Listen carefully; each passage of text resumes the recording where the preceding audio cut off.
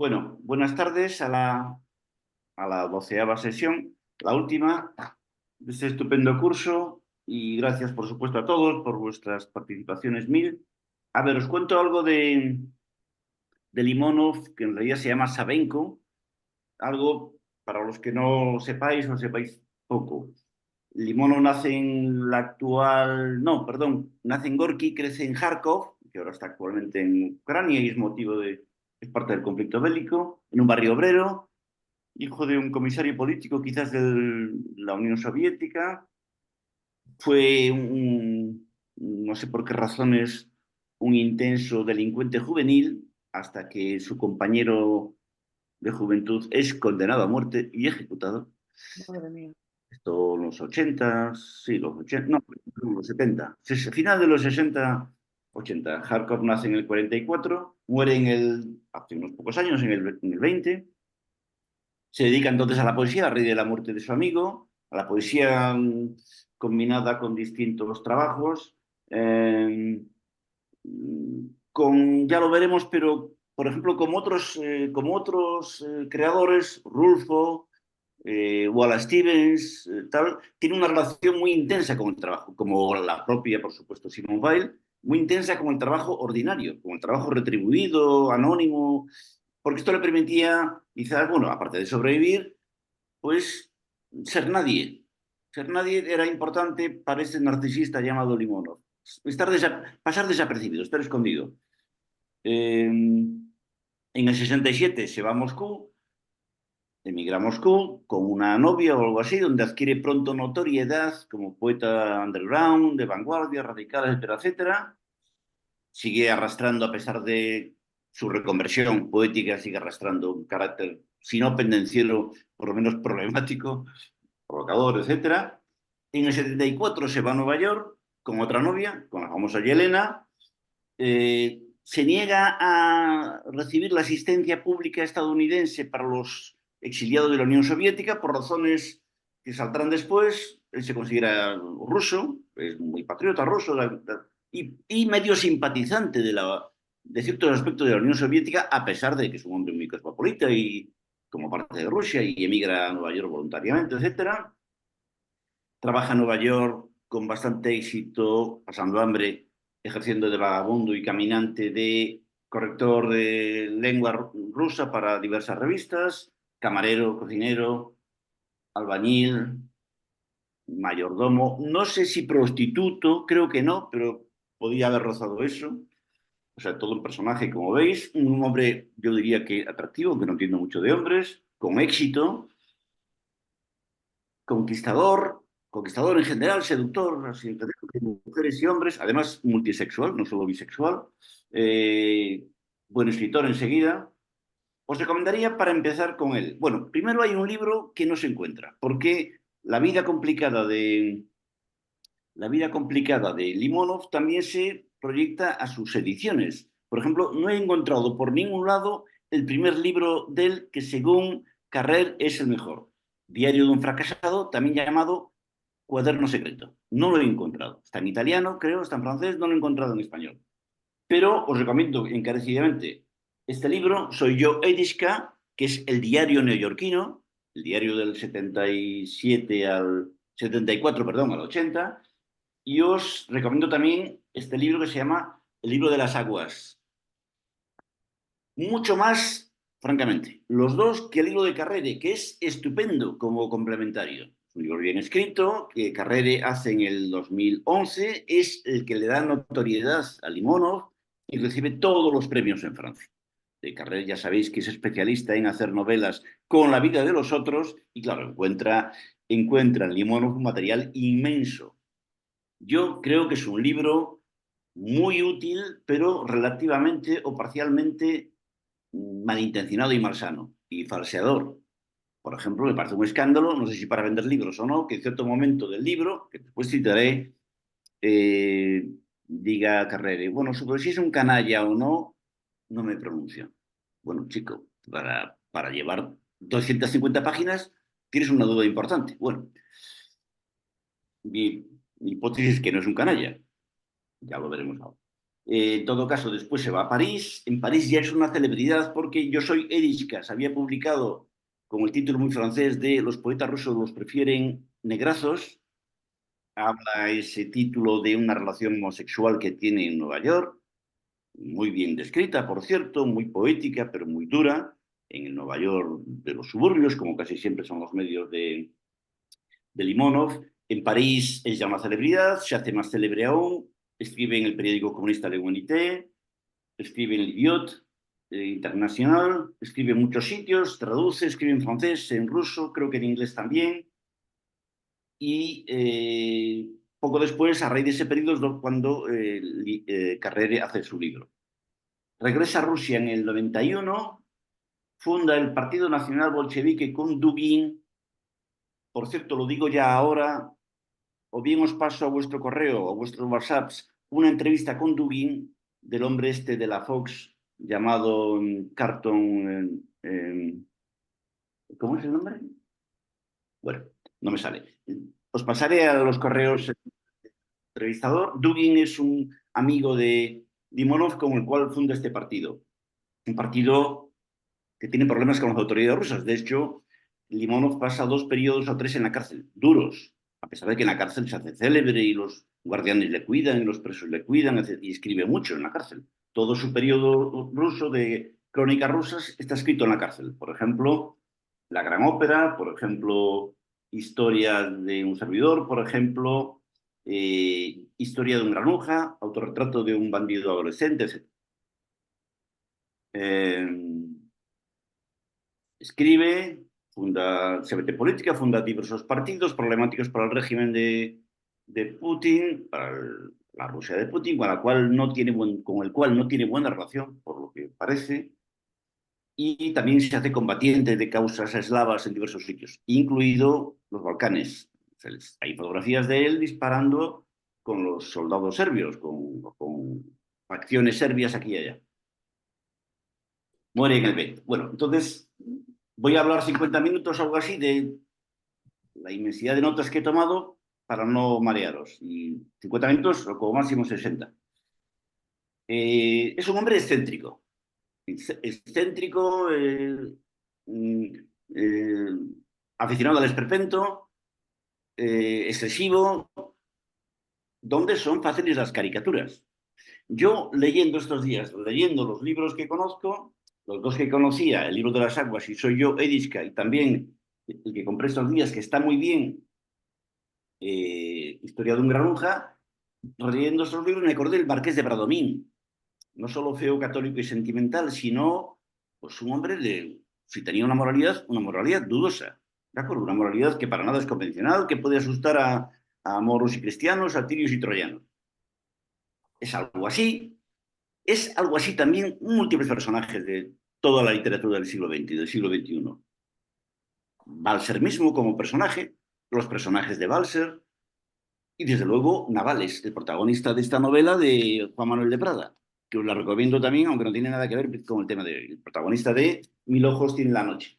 Navales, el protagonista de Mil ojos tiene la noche, que por lo visto viene de la primera novela de, de Prada, Las máscaras del héroe. Navales es un hombre que lo odias en esta página, lo amas en la siguiente, lo vuelves a ver en la otra, no sabes qué pensar en la cuarta, etcétera, etcétera. Así. Es un hombre extremadamente complejo y explosivo, que no deja indiferente a nadie. Algo así es como persona. Limonov, por cierto, como persona. Si ayer decíamos que la diferencia en Simone Weil entre la obra y el personaje, la persona, es discutible y dudosa, en Limonov más todavía. No hay ni una sola novela de Limonov. No son novelas, digan lo que diga. Son autobiografías bien escritas. Este hombre ha tenido una vida tan intensa, no tendría tiempo para la ficción. Su vida ya es hiperficcional, punto por punto. Pensadlo, lo que es esto, que te condenen a muerte a tu amigo de la juventud y tener que dedicarte a la poesía para disimularlo o para escapar por algún lado. Un hombre que se considera un soldado incluso en tiempos de paz, un militante de cualquier causa a la cual pueda agarrarse. Tiene también en este punto algo que ver con Simone Weil, una mujer también de una coherencia un poco delirante y un poco, si queréis, fanática. Él es así, con un equilibrio raro y difícil como en Simone Weil entre la cólera y la serenidad. Carrer se equivoca cuando lo pone únicamente del lado de la cólera. Tiene momentos poéticos inmensos, inmensos este gamberro, este provocador, este cabrón, por así decirlo. Momentos poéticos inmensos. No he leído en mi vida un retrato más hermoso, más ecuánime de Nueva York, después de Poeta en Nueva York, que ese capítulo del cual os pasé un trocito. No he leído, creo, nada más hermoso, más ecuánime, más amplio, más multitudinario de Nueva York que esto. Buena relación con lo oscuro, con lo turbio, con lo inmoral. Si se le asocia a Limonov con la figura del Don Juan, que a él no le molestaría, aunque también estaría cerca de otros personajes, según él, pensad que el Don Juan es, antes que un conquistador de mujeres y de hombres, un quebrantador de las leyes, por instinto. Entonces, así es Limonov. ¿Hay una ley que prohíbe? Voy a intentar sortearla a ver qué pasa. Amante del lado oscuro, como tantos personajes nuestros de este ciclo y de toda nuestra vida. Por supuesto, Pasolini, por supuesto, Nick Cage, por supuesto, este hombre tan curioso que se murió hace unos años, Philip Seymour Hoffman, el actor norteamericano, y por supuesto, Simón Val, etcétera, etcétera, etcétera. Y Zambrano. Zambrano es una señorita de mesa camilla, una señora de mesa camilla, una señora respetabilísima, pero es obvio que su relación con lo oscuro roza lo luciferino. Así es en el caso de Limonov, pero a veces con armas, lo cual lo convierte en otra historia. Amante de la literatura radical europea, Lautréamont, Rimbaud, etc. Amante de lo sucio y maldito, pero sin este regodeo en la rareza, regodeo en lo maldito propio de cierto regusto secretito por el secretito francés. ¿Me explico? No tiene buena relación, la tiene y no la tiene. En cierto modo, no tiene buena relación con Francia, con esa Francia media que es laica para buscar a Dios en el demonio. ¿Por qué no la tiene? Porque es un hombre profundamente panteísta, o paleocristiano si queréis, profundamente creyente en divinidades varias, germánicas, eslavas, cristianas, precristianas, y constantemente intenta llevar la penumbra a la luz del día. Hay un defecto que no tiene Limonov, no se guarda secretos, hasta incluso sus intimidades las publica, lo cual convierte a su primera novela, que no es tal, Soy yo, Ediska, en un boom en Francia y en otros sitios. Porque los detalles sexuales, los detalles de todo tipo, son absolutamente milimétricos. Después un hombre, como otros moralistas, yo creo que es un moralista, un hombre sin vergüenza. No solo un sinvergüenza, sino además un hombre que carece de vergüenza para montar un pollo, para irse de un sitio, para montar un escándalo, para intentar seducir a no sé quién, cuyo marido está allí, o para decir que se la cascó a las 7 de la tarde. Y explicar cómo y por qué. Ya digo, si es un canalla muy especial. Es posible que Limonov, como otros y otras, muchas mujeres del siglo XX, muchas, no solo Simone Weil, tenga un poco la violencia de los santos no comprendidos, ni por rusos ni por norteamericanos, la violencia de los no elegidos, de los que además no han tenido suerte en la vida, que posiblemente no querían suerte, de los hombres que han nacido infelices y siempre lo serán. Después, un pequeño paréntesis de un minuto. Para entender a Limonov y no caer en los errores típicamente eurocéntricos en los cuales cae Carrer en este libro magnífico que ha hecho sobre él y al cual le debemos conocer a Limonov, yo conocí a Limonov por Carrer también, para entender un poco qué puede ser dentro de la especie humana Limonov, intentad deconstruir lo que sabéis de Rusia y repensarlo otra vez. Quizás con datos e informaciones que los europeos teníamos más a la mano hace 40 años o 50 o 60 que ahora. Os hago una pequeña apuesta. Leeros en una hora y media, El beso de Chekhov, que torturaba a mis alumnos y que es un cuento de 10 páginas imposible de leer en pantalla. Imposible, porque la pantalla está para deslizarse y aquello es una cadena de montañas a nivel anímico. Simplemente con el beso Y esta pasión por la soledad común de cada ser humano, el absoluto que cada ser humano es en su soledad y en su comunidad, es el fondo en el que se mueve, en el que se mueve un Limonov que, sin embargo, por la oficialidad rusa, cuando le perdona, es más asociado a Dostoyevsky que a Chekhov. Es igual, con Dostoyevsky y con Chekhov, pensad de Dostoyevsky, Memoria del subsuelo, hay una cultura ahí, una cultura que es una geografía que es una religión que es un modo de ser y un estado de ánimo sin el cual es difícil que encajemos un poco a Limonov como santo, como canalla, como queráis, como genio, como gamberro únicamente, como queráis calificar. Y después hay un Limonov, y yo no sé si repara con la suficiente justicia Carrer en esto, una profunda pasión paleocristiana, atea, civil, precristiana, etcétera, por lo popular, por el sufrimiento de la gente común. Una pasión que no le molestaría a Simone Weil. Fijaros en esta frase, describiendo a la gente corriente, no sé qué sala de espera. Página 56 de Libro de las Aguas. Olían a miedo, a pobreza, a espera. Miedo, pobreza, espera.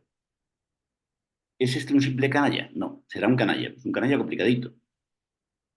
Si recordáis algo de La Grande Belleza de Sorrentino, que es una película también problemática y que gustó mucho a uno, también generó pasiones, por y en contra. El personaje de Jeb Gambardella, el protagonista, tiene algo que ver con Limonov. Un cínico, pues no, yo creo que en el fondo un moralista profundamente frustrado.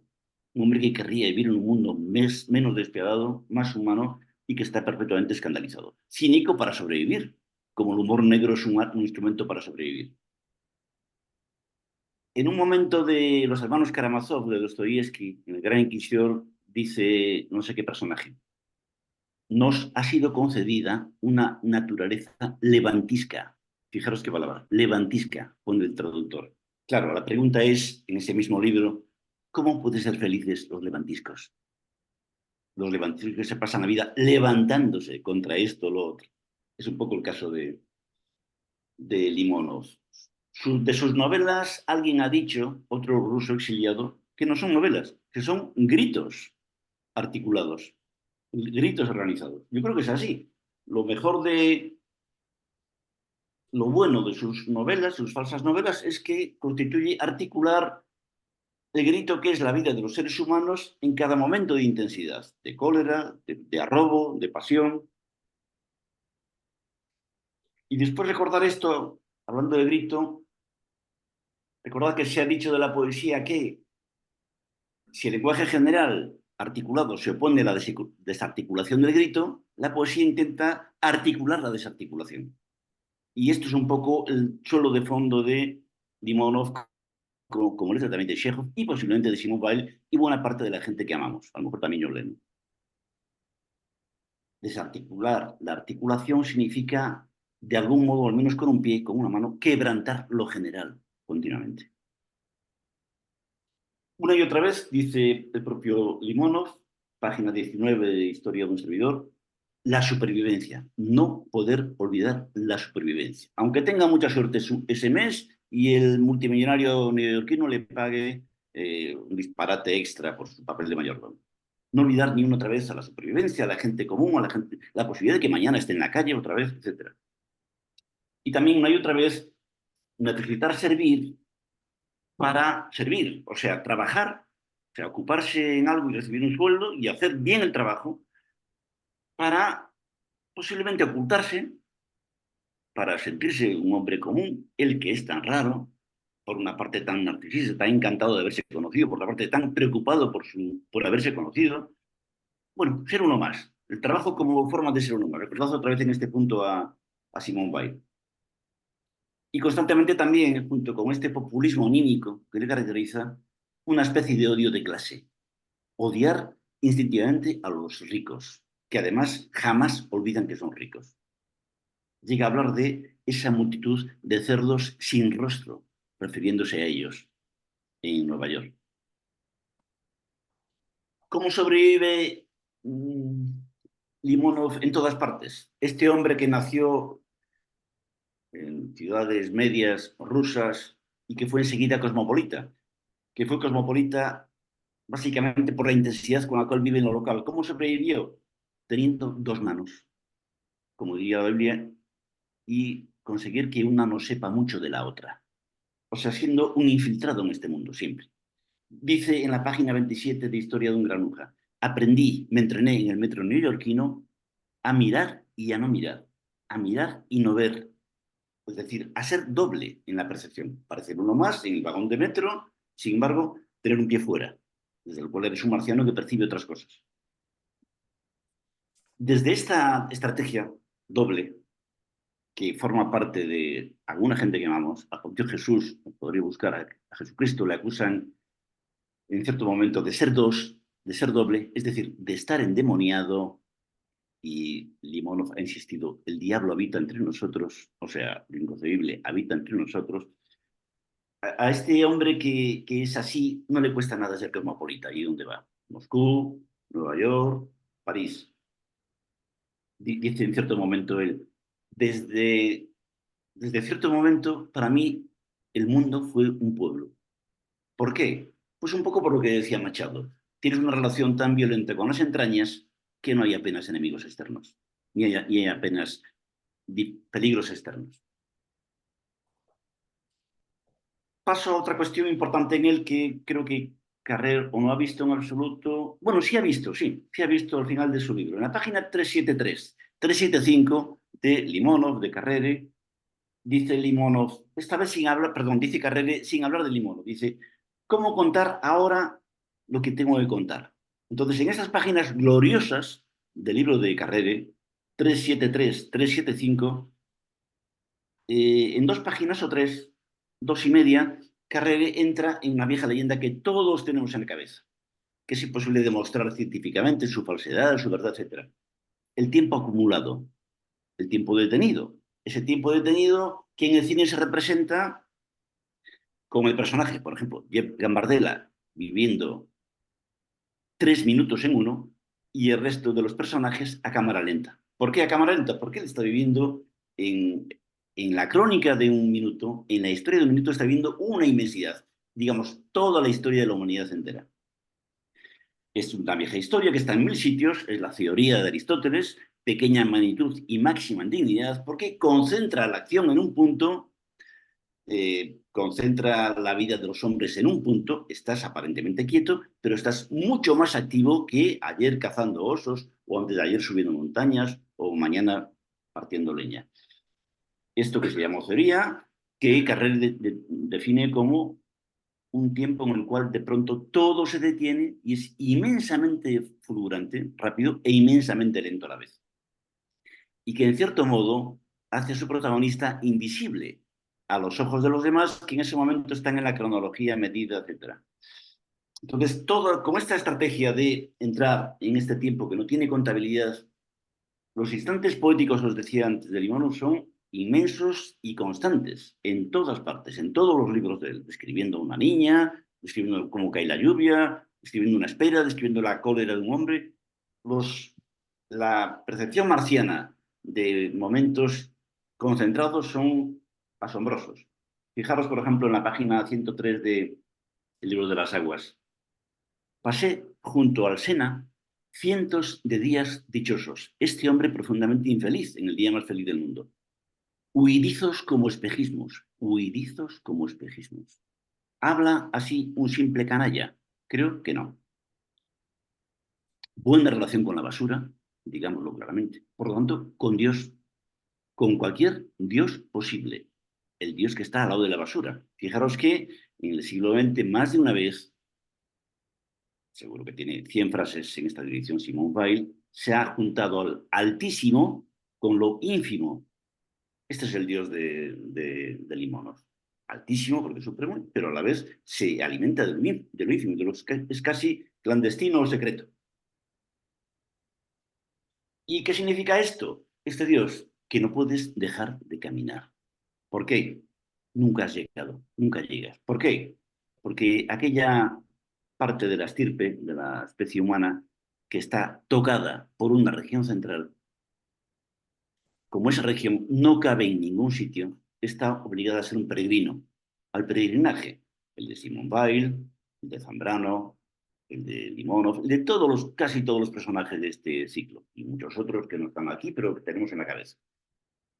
Aunque las biografías son muy distintas, y Limonov cambie mucho de ciudades y continentes, y a lo mejor María Zambrano mucho menos, pero es igual, un peregrinaje continuo a nivel anímico, aunque uno estuviera prisionero, y justamente es el caso de Limonov, en la cárcel viaja sin moverse, la leyenda del viajero inmóvil, que asombra a sus carceleros, que fascina a sus carceleros y a los compañeros de celda, y es un poco el destino de alguien así, profundamente solo y profundamente conectado con cualquier cosa, incluidos los fantasmas que asolan a la especie. Fijaros la frase de, otra vez, el libro de las aguas, a solas con el río y con las vetustas piedras, pero también en las vetustas piedras hay un modo de vida, hay un modo de ánimo. Este hombre, que no puede parar, evidentemente no puede poseer, no puede coleccionar, no puede padecer el síndrome de Diógenes, no tiene paredes donde colgar las cosas, etcétera, con mudanzas continuas, con viajes continuos. Dice en la página 157 de Soy yo, Erichka, vivo en la pobretería. Fijaros qué palabra tiene que buscar el traductor. Pobretería. Vivo en la pobretería. A mis 30 años no tengo nada. Esto nos lleva a, bueno, era un hombre célebre, ya en Nueva York, como mayordomo, como escritor ruso, como exiliado ruso, como gamberro, como fornicador, qué sé yo, era un hombre célebre, pero esto nos lleva, esta dialéctica entre la nada y el todo, la soledad y la comunidad nos lleva a, os cito un momento de Pessoa, en estanco, no soy nada, nunca seré nada, no puedo aspirar a ser nada. Esto aparte, tengo en mí todos los sueños del mundo, esto es de Pessoa, y os cito un fragmento de Diótima, de Helderlin. Diótima le dice a Helderlin, tú quisieras un mundo, por eso lo tienes todo y a la vez no tienes nada. Este es Limonov, este canario. Dice también, me interesaba poco el mañana. Cada día tiene su afán, decía mi abuelo. Cada día hay que partir de cero, surgir, etc. Dice él en Nueva York, me recuerdo siempre caminando, de espaldas. Él ve su propia espalda, porque se pasa la vida caminando. Y llegas a oír una frase que anota, no hay puertos. Alguien ha dicho, cuando queríamos llegar a un puerto, fuimos a ver otra vez arrojados al alta mar. Bueno, quedaros con esta definición de los nómadas, que es, en realidad, no es de Deleuze, aunque Deleuze la usa mucho, es de un historiador cuyo nombre no me sale ahora, nómadas son aquellos que están tocados por una región central que no cabe en ningún sitio. Por lo tanto, en Limonov, amistad con mujeres de dudosa catadura moral, con hombres de dudosa o peor catadura moral, vagabundos, pordioseros, tramperos, le fascinan los vagabundos. El libro de Carrere termina con una imagen preciosa de los pordioseros de no sé qué país asiático. Tengo que decir una pequeña cosa que es dificilísima y es dificilísima por simple. Toda la vida de Limonov gira, haya leído o no a Nietzsche, en torno a la experiencia del eterno retorno, que es la experiencia que concentra el tiempo en un punto, todo el saber en un punto, toda la vida en un punto. Es la experiencia que permite que alguien sea condenado a muerte y muera tranquilamente. ¿Por qué? Porque ha tenido un minuto antes de los disparos del pelotón. O muera en paz en su cama, porque ha tenido un minuto. La confesión con su confesor, la llamada telefónica a su madre, lo que sea. Toda la experiencia de Limonov gira en torno a la experiencia del eterno-retorno, que es una cosa sencillísima, que los filósofos en general no entienden, porque nos guiamos la manta a la cabeza. La manta zamorana, no sé qué manta.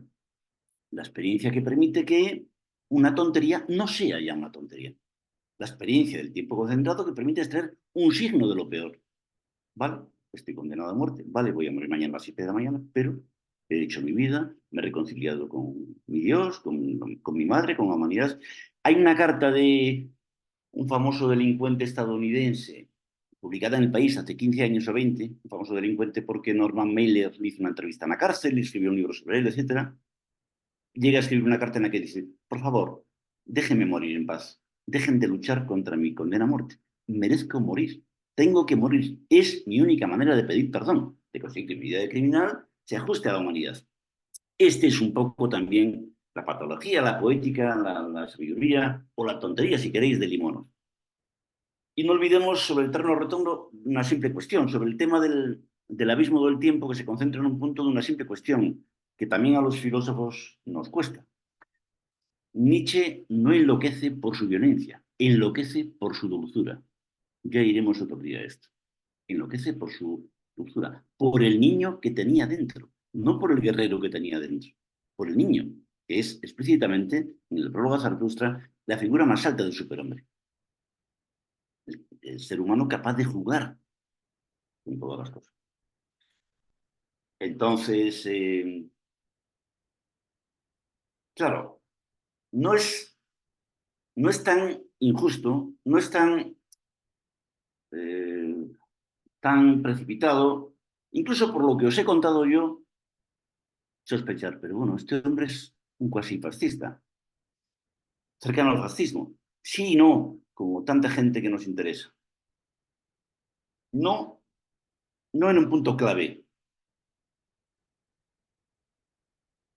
Odia las reglas y ama profundamente la vida individual.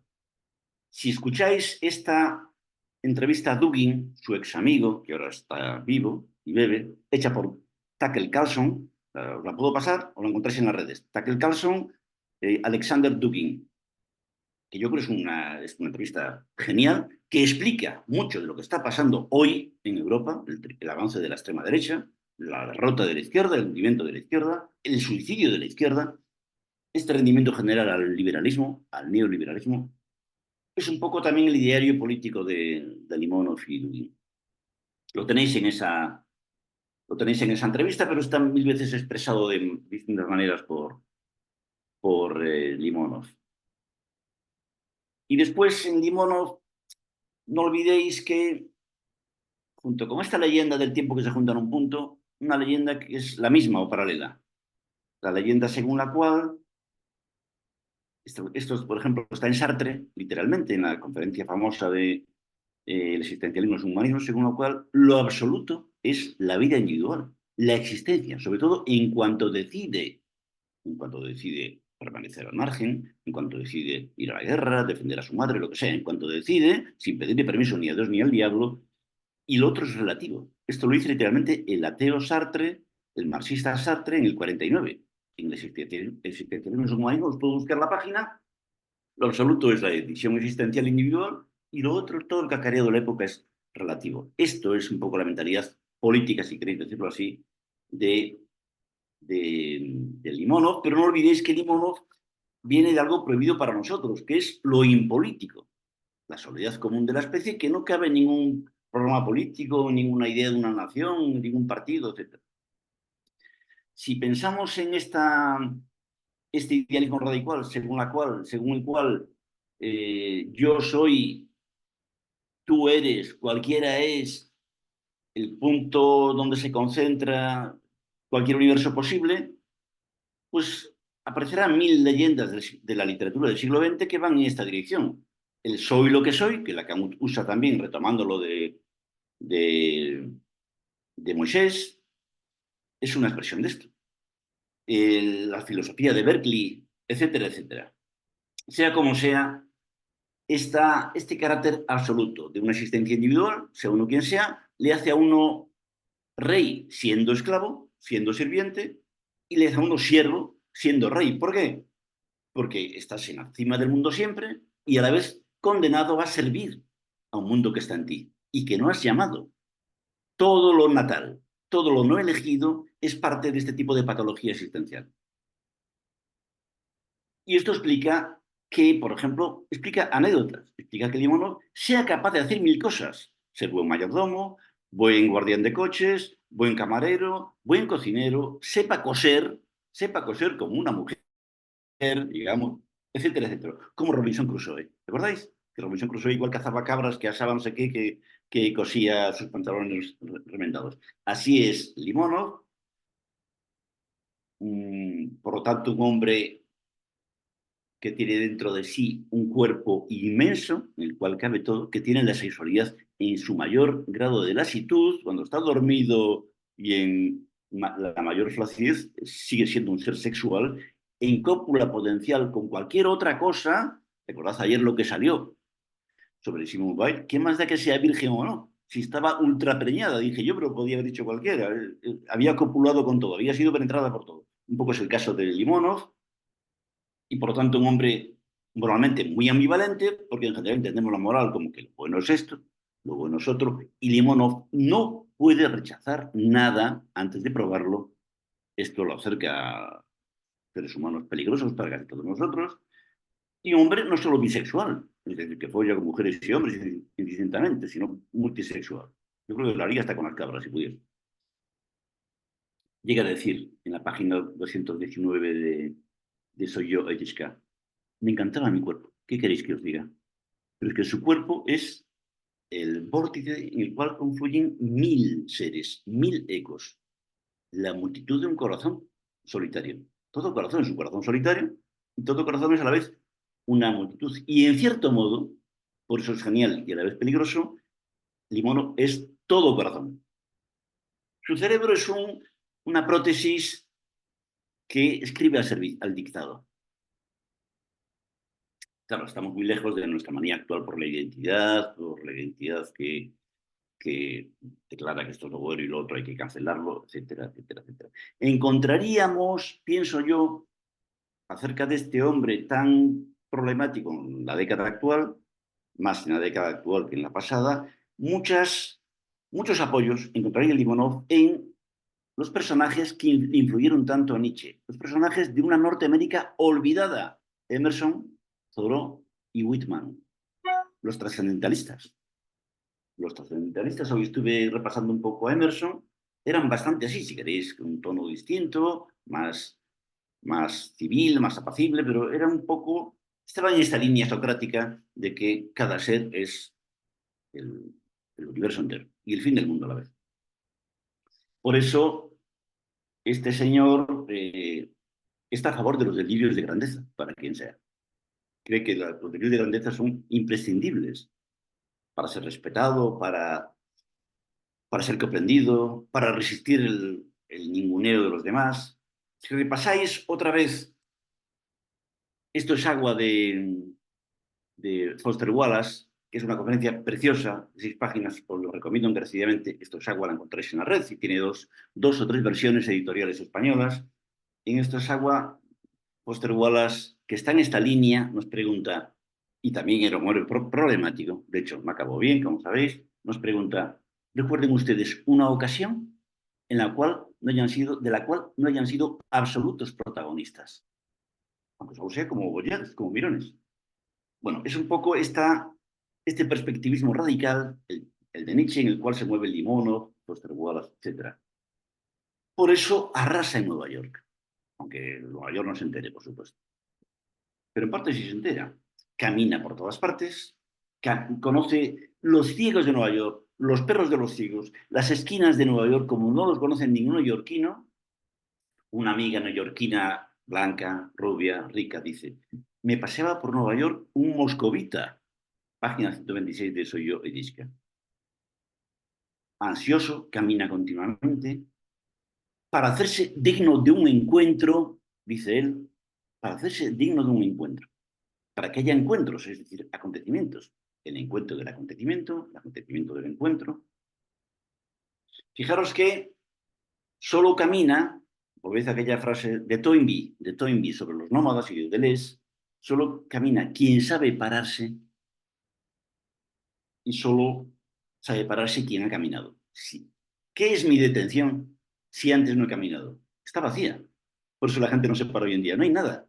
Para que en mi detención haya algo, porque he tenido un accidente de coche, porque paso una noche en comisaría o lo que sea, porque estoy agotado, para que en mi detención haya algo, un sueño, por ejemplo, tengo que haber vivido.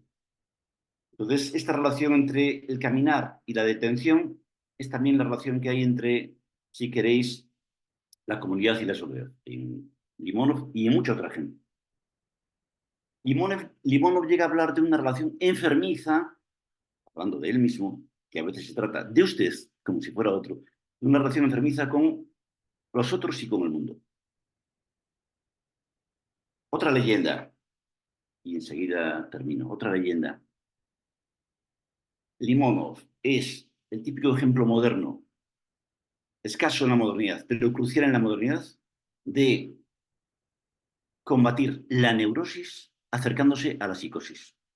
Combatir la neurosis del mundo moderno, me va a multar Hacienda, me va a multar a Guardia Civil, mi mujer no me quiere, mi hija va a suspender química, etcétera, etcétera. Esta hipocondría constante que es la ciudad cosmopolita contemporánea, combatirla con un acercamiento clandestino a la locura de vivir, a la locura que es existir, a la contradicción radical que es existir, que hemos visto más o menos en tantos personajes de estos 12 sesiones últimas.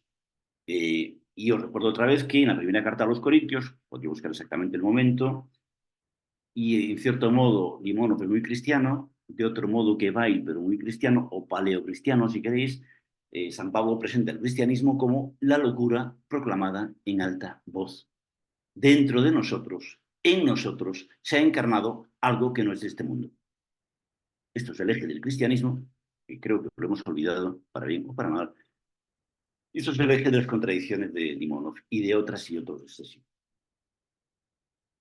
¿Por qué camino? Porque no tengo nada. Fijaros la expresión de Vallejo. La soledad, la lluvia, los caminos de César Vallejo. Me conocen, insiste, hasta todos los ciegos de Nueva York y sus perros. Y sobre pararse, hay una página preciosa en Soy yo, Eriska, donde dice, claro, después de una inmensa caminata de kilómetros, en parte gloriosa, en parte totalmente clandestina, al tumbarte y cerrar los ojos es indescriptible la cantidad de mundos que advienen a ti. Dice más de una vez, lo he perdido todo, pero no me he rendido nunca. Bueno, 5 minutos más y ya pasamos al debate. Limonov solo tiene relaciones personales, no sabe de relaciones, aunque es bastante hipócrita, bastante actor, bastante servidor si hace falta, bastante infiltrado, agente doble, etcétera, etcétera. En el fondo, solo sabe de relaciones personales. Fulanita, a pesar de que es gilipollas, ¿le cae bien o le cae mal? Menganito, a pesar de que es un santo, ¿le cae bien o le cae mal? Por eso puede presumir él, que también tiene una relación personal consigo mismo y solo personal, no se cree nada, supuesta gloria, etcétera, etcétera, dice, soy fuerte por mi debilidad. Hay un montón de leyendas acerca de esto, del carácter absoluto de la persona cuando la persona se atreve a existir, a decidir desde la existencia. Nuclea este carácter absoluto del individuo, nuclea el único y su propiedad de Stirner, que pertenece a la izquierda hegeliana, pero claro, alguien así es un loco para la sociedad, incluso para la izquierda de la sociedad. Si Charles de Gaulle, lo que dice también comunista francés, decía de Simone Weil, esta mujer está loca, pues claro, ¿qué se habrá dicho de Limón? Pues lo mismo o peor. Dos o tres cuestiones más y ya lo dejo. Igual que Nietzsche, página 97 de Exeomo, igual que las páginas que vimos ayer de Simone Weil, las podría buscar, Limón presume de no elegir nunca, de limitarse a aceptar los signos. Incluso cita una frase de Lenin, que yo creo que es falsa, según la cual el destino conduce a quien lo acepta, a quien lo comprende. Dice en la página 97 Nietzsche, no tuve necesidad nunca de tomar ninguna decisión. Dice en la página 116 de Yo soy Ediska, dice Limonov, con mi temperamento no tenía nada que elegir. El temperamento va por delante. Fijaros que este modo de ser, en el cual la tarea central es estar atento a los signos, lo hace de su memoria una máquina prodigiosa e infernal, prodigiosa para sí mismo, infernal a la vez, lo recuerda todo, a su pesar incluso, convierte su percepción en paranormal, ha visto como un espía extranjero en tal o cual situación lo que no ha visto casi nadie y puede llegar a, repasando fotos antiguas, a Limón, la típica persona que sea lo que sea hoy, se le ve todo lo que ha sido ayer, antes de ayer y hace 10 años, es decir, lleva su pasado consigo mismo, no ha roto con ninguna esquina de su pasado, también le ha aplicado a su pasado el eterno retorno, según lo cual un error vergonzoso no está el error vergonzoso, bueno, o es un error vergonzoso crucial para entenderte, repasando fotos antiguas con este amor por el pasado que le caracteriza, fotos antiguas de su familia o de no sé quién, llega a decir, examino esas fotos hasta que me duelen, hasta que me duele. No solo los ojos, me duele. Punto. Si queréis, lo dejo aquí y tenemos el tiempo que queramos para hablar, discutir, si hay alguna duda, intentar resolverla. Tengo 4 folios más, pero creo que no es adecuado. Bueno, muchas gracias y adelante. Venga, Enrique. Bueno, gracias Ignacio. Por, para mí ha sido pues un total descubrimiento. He leído en fin, el trozo de libro que has enviado que me ha resultado interesantísimo, fascinante. Tan sencillo y tan complejo. Quería hacer un comentario bueno, sobre el curso, una conclusión que yo he sacado de estos personajes tan interesantes que nos habéis presentado. Y es que son todos contradictorios, como no podía ser de otra manera. No, no, es imposible no ser contradictorio. Pero consiguen la coherencia, creo yo, que por su profunda honradez. No se traiciona, porque no tienen miedo.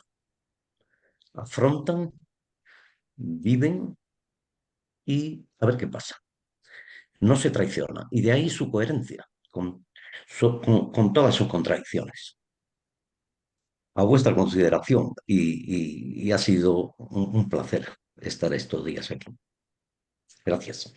Gracias, Enrique. Si yo ayer hablaba digamos, hablando a favor de Simone Weil, hablaba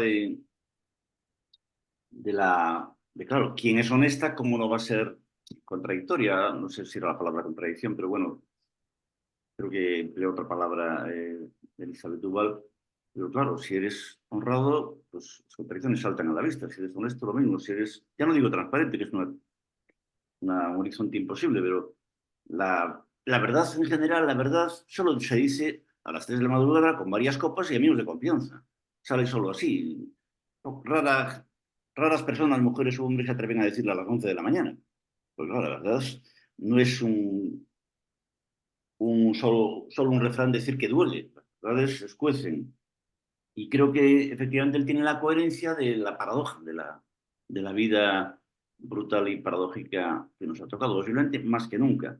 Y después, el tema del miedo es un hombre sin miedo. Claro, un hombre sin miedo está cerca de la locura, porque la ausencia de miedo puede llevarnos a, como en el niño, a caerte al vacío, intentar acariciar a un tigre y pierdes una mano. No es así él, porque está loco, pero alguien que no tenga miedo como lo tiene en general el rebaño humano, digamos, es porque ha coqueteado con una locura y porque, esto es de Machado otra vez, ha presentido un peligro en las entrañas, en el interior, frente al cual quedan pocos enemigos fuera, pocos peligros fuera. Yo lo veo un poco así también, pero bueno, gracias por tu beneplácito. Mariano. Sí, bueno, muchas gracias Ignacio por acercarnos para mí a un desconocido, para recién un desconocido, ¿no? La, la, Me venía un poco la reflexión, quizá parecido a algo de lo que decía Enrique, ¿no?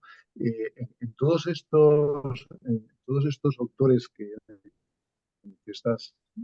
este taller hemos estado viendo, ¿no? A mí todo el rato está latiendo y realmente sigue latiendo para los próximos meses, eh, estudiarlo, investigarlo y demás, es la cuestión de decir, oye, ¿cuál es el incendio del que avisan? ¿No? ¿Cuál es el incendio del que avisan? Y por otro lado, ¿cuál es la propuesta, de la sugerencia? ¿No? Eh, Ahora escuchándote la presentación de Limonov, digo, joder, parece que la sugerencia es atrévete a asistir. Me parece que sería un poco esa la, ¿no? Es decir, que has insistido bastante en ese punto de atrévete a asistir. Me quedaba un poquito menos claro cuál era el incendio del que avisa, ¿no? Y me parecía interesante, y te pediría si puede ser, si lo tienes en la cabeza o lo has pensado, decir, oye, en este trayecto suyo entre la Ucrania actual, la Tienes previa tienes un regular sonido, Mariano. digamos, Tienes un sonido regular. se oye regular. Sí, que Bueno, te estaba oyendo. termino muy pronto. Que era la cuestión de si hay algo que puedas compartir o sobre la visión suya de la Rusia, digamos, en los dos momentos respecto de Occidente, toda esta experiencia, sobre todo en Nueva York y demás. Si hay algo de eso, ¿no? Pero bueno, era solo si por ahí podías comentar algo. Aparte de podemos profundizar un poco cuál es el incendio del que él avisa, ¿no? Sí. A ver, yo creo que los 12 personajes muy distintos, que variaron un poco en función también de las preferencias del orador, podía ser Balser, fue Hanke, podía ser Zambrano, podía ser a lo mejor Ortega, qué sé yo. Estos 12 personajes del siglo pasado, básicamente, avisan del peligro que existe en la homogeneización, en la felicidad obligada, en la seguridad, en la sociedad de la seguridad, en el bienestar, en el primermundismo, etcétera, etcétera. Todos ellos con tonos distintos. Es inmensa la cantidad de insultos que este ruso ha querido y odiado en Rusia, querido y odiado en Estados Unidos y en Francia, este ruso dirige contra la mitología moderna de la conexión social perpetua, la mitología moderna y contemporánea de la seguridad a través de la conexión, de la interconexión, del pacto. Es, todos ellos, todos ellos, de alguna manera, en el plano existencial, estaban a favor de la invención, la decisión y, por tanto, de romper los pactos que dificultaban tu decisión, tu vida, tu existencia. Entonces, el incendio el que avisa de un modo Zambrano, creo, de otro modo Simón Weil, de otro modo Limono, de otro modo Hanke, de otro modo, qué sé yo, pues Krauss o el primero, Quiñar, es el peligro de la bestia que se encarna en lo social que acaba siempre en una religión u otra. Lacan no estaba bromeando cuando decía de que al final la religión siempre triunfa. Y el triunfo de la religión es el triunfo de un tipo u otro de Inquisición. Entonces, todos ellos están contra la Inquisición, pero no los curas del XVIII, del siglo XV, sino los curas modernos, que en general no llevan sotana, pero son apóstoles de la conexión perpetua, la homogeneidad y la igualdad, etcétera, etcétera, en la cual, por cierto, ellos no viven, están fuera. Pero todos ellos avisan de la barbarie que está, digamos, implícita en la civilización moderna, occidental y no tan occidental, en el caso de Limonov. Eh, Todos ellos invitan a que nos atrevamos a ser un peligro. Existir es ser un peligro. Un peligro y a lo mejor un protector para los otros, pero también un peligro. Porque si existe, sencillamente, cualquier día me dices no, a tal o cual propuesta mía, tontería mía o costumbre mía. O sencillamente ya no estás, te has ido. Todos ellos invitan a existir, como decías, es decir, a ser un peligro para evitar el peligro de la normalización. Todos ellos odian la normalización a dos manos, la inmersión en la normalización. Avisan de este incendio, el incendio del no incendio, el incendio del be water, el incendio de la flexibilidad perpetua. Están en contra de la flexibilidad perpetua del ciudadano moderno, del sujeto moderno. Y después hay además en Limonov, pero lo podría ver en el eslavófilo Unamuno, quizás, lo podría ver en varios de este mundo, de estos 12 apóstoles de la última cena. Yo no creo que Simón Weil fuese antirrusa, no lo puedo imaginar, no lo creo tampoco en, no sé, Quiñar, no lo creo en Hanke para nada, etcétera, etcétera. Además de todo esto, que decía en general, Limonov es ruso y Rusia es eslavófilo. Limonov es eslavófilo, ama a Rusia, No quiere que Rusia se parezca al McDonald's, en absoluto. Odia el McDonald's como modelo para Rusia. Entonces, claro, si por ahí le tachamos de fascista, yo le podría decir que tacha de fascista a Limonov. Bueno, es que usted es un imperialista, que cree que su pueblo y su McDonald's es el modelo para el resto de la humanidad, que ni siquiera ha oído hablar de usted. Entonces, claro, en ese sentido, Limonov es muy crítico con el occidente imperial que quiere adocenar al resto del mundo. Y no tiene reparos en proclamar su admiración por una cultura inmensa que hoy no conocemos y que hemos conocido por la derecha y por la izquierda. Yo os digo que siempre repaso este cuento de Chekhov, creo que hace tambalear el 80% de lo que queremos saber sobre Rusia. Hace tambalear, lo demás está ambientado en la Rusia profunda del 19, en unos ejércitos militares de una medio ciudad. Entonces, Limonov, que encanta esto y no encanta a Carrer, que Carrer es de formación rusófila por su madre, etcétera, etcétera, y Limonov es eslavófilo. Pero, a ver, no se puede ser hispanófilo, no se puede ser eslavófilo, no se puede ser arabófilo, solo se puede ser anglófilo. O sea, el racismo global que habla en inglés ha decretado que todas las otras filias son fascistas. Y la suya, ¿qué señor? Que ha arrasado la mitad de Japón, Irak y medio mundo. La lista de países arrasados por el no racismo que habla en inglés es asombrosa. Entonces, ya digo, él, además de toda esta tónica general que os contestaba, va un poco por ahí también. Pero yo os juro que no hay ningún peligro en Rusia, solo tenemos que escucharla. En la Rusia de Limonov, en la Rusia de Chekhov, solo tenemos que escucharla. ¿Qué significa escucharla? Atender a una irregularidad del vivir, de la vida, que es irremediable. Se ponga como se ponga Elon Musk, Mark Zuckerberg y cualquier apóstol de la modernización. No sé si he contestado algo. Bueno, son No, ideas. muy bien. No solo que has contestado, mucho, muy interesante. O sea, primero el denominador común que has hecho digamos, de 12 autores me parece francamente, o sea, por ahí van no sé el resto de los compañeros y las compañeras, ¿no? Pero por ahí va un poco la intuición mía, ¿no? Algo así como lo que tú has expresado. Y luego, hombre, a mí me parece súper interesante luego coger en cada uno los matices, tanto del incendio que avisan, como el matiz de lo que sería su propuesta o su invitación, sobre todo existencial, ¿eh? O sea, decir, ¿y cómo vivir en este mundo a partir de cada uno de ellos, ¿no? Claro, ¿cómo Y vivir en me este parece que has mundo? respondido ahora magnífico, ¿eh? O sea, que Me alegro. muchísimas gracias. Pero fíjate que en el fondo a lo mejor lo que es muy simple. ¿Cómo vivir en este mundo? Hablo de Francia, Italia, Estados Unidos, Alemania, España, etcétera, etcétera, etcétera, todo el primer mundo, digamos, occidental. ¿Cómo vivir en este mundo que odia o al menos desconfía profundamente de la vida individual, del individuo? ¿Cómo vivir individualmente una vida que está en la diana de todos los gobiernos, de todos los estados y de todos los planes?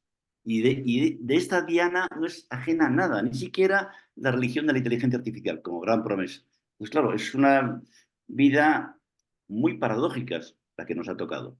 Tan paradójica como siempre, como este plus añadido, de que somos potencialmente, por el hecho de ser y existir de modo individual, potencialmente enemigos para la sociedad que nos mira como de reojo, por el hecho que decidamos decidir, pensar, sentir lo que sea sobre cualquier tema.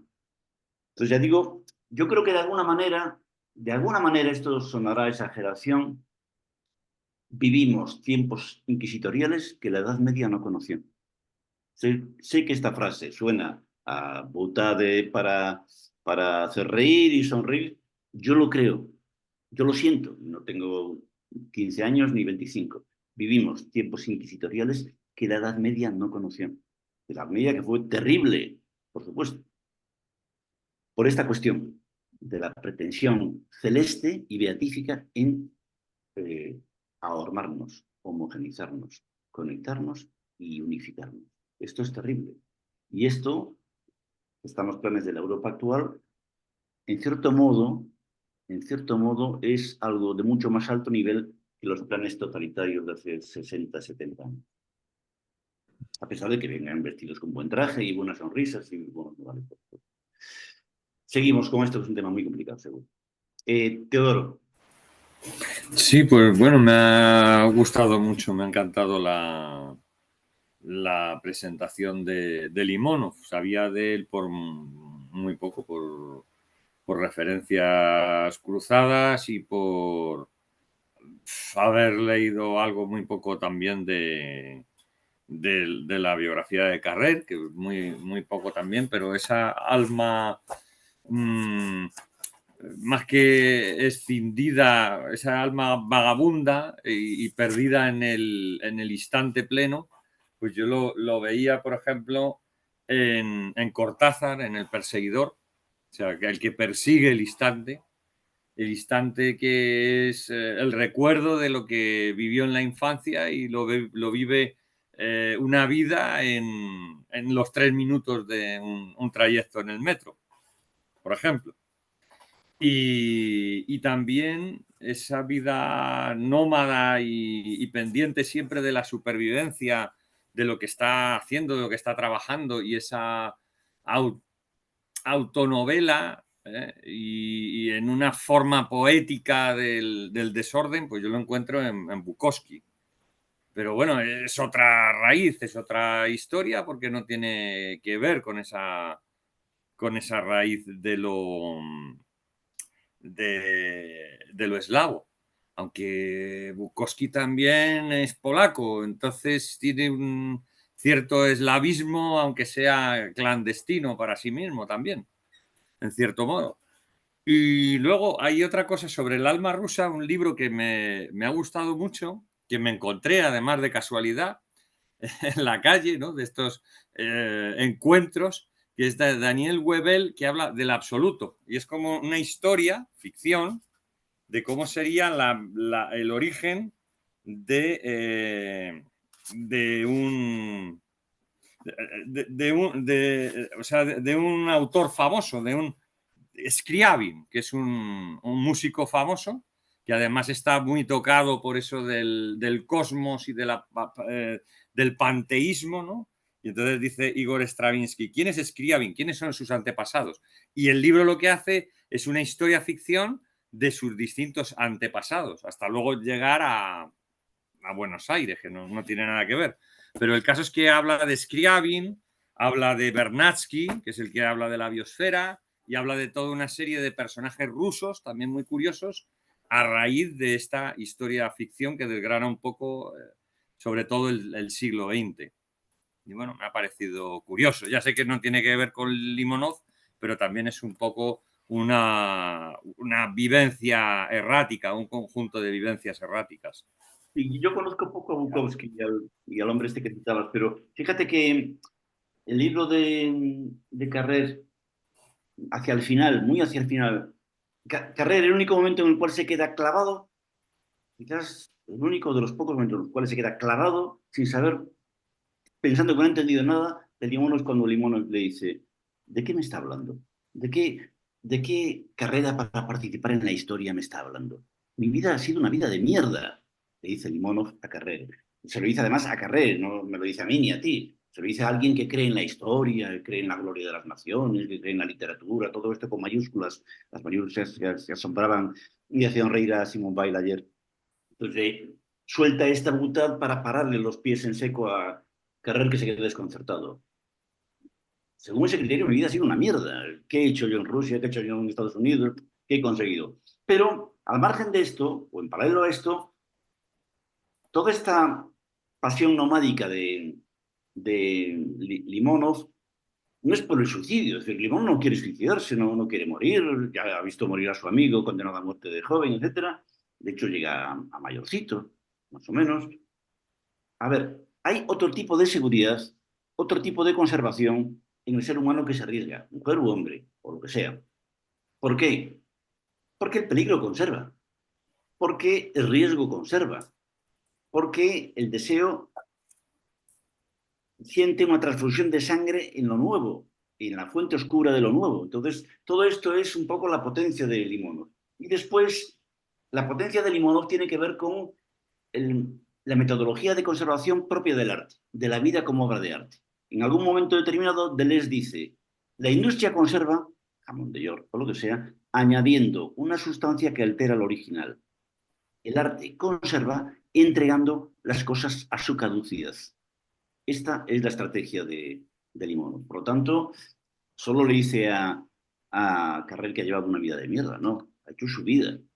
Su vida y se ha conservado casi 70 años o algo así. Me explico, o sea, que ha sido, no diría yo, un hombre feliz, ¿quién es feliz? Pero sí, ha hecho su vida. No sé si todos pueden decirlo.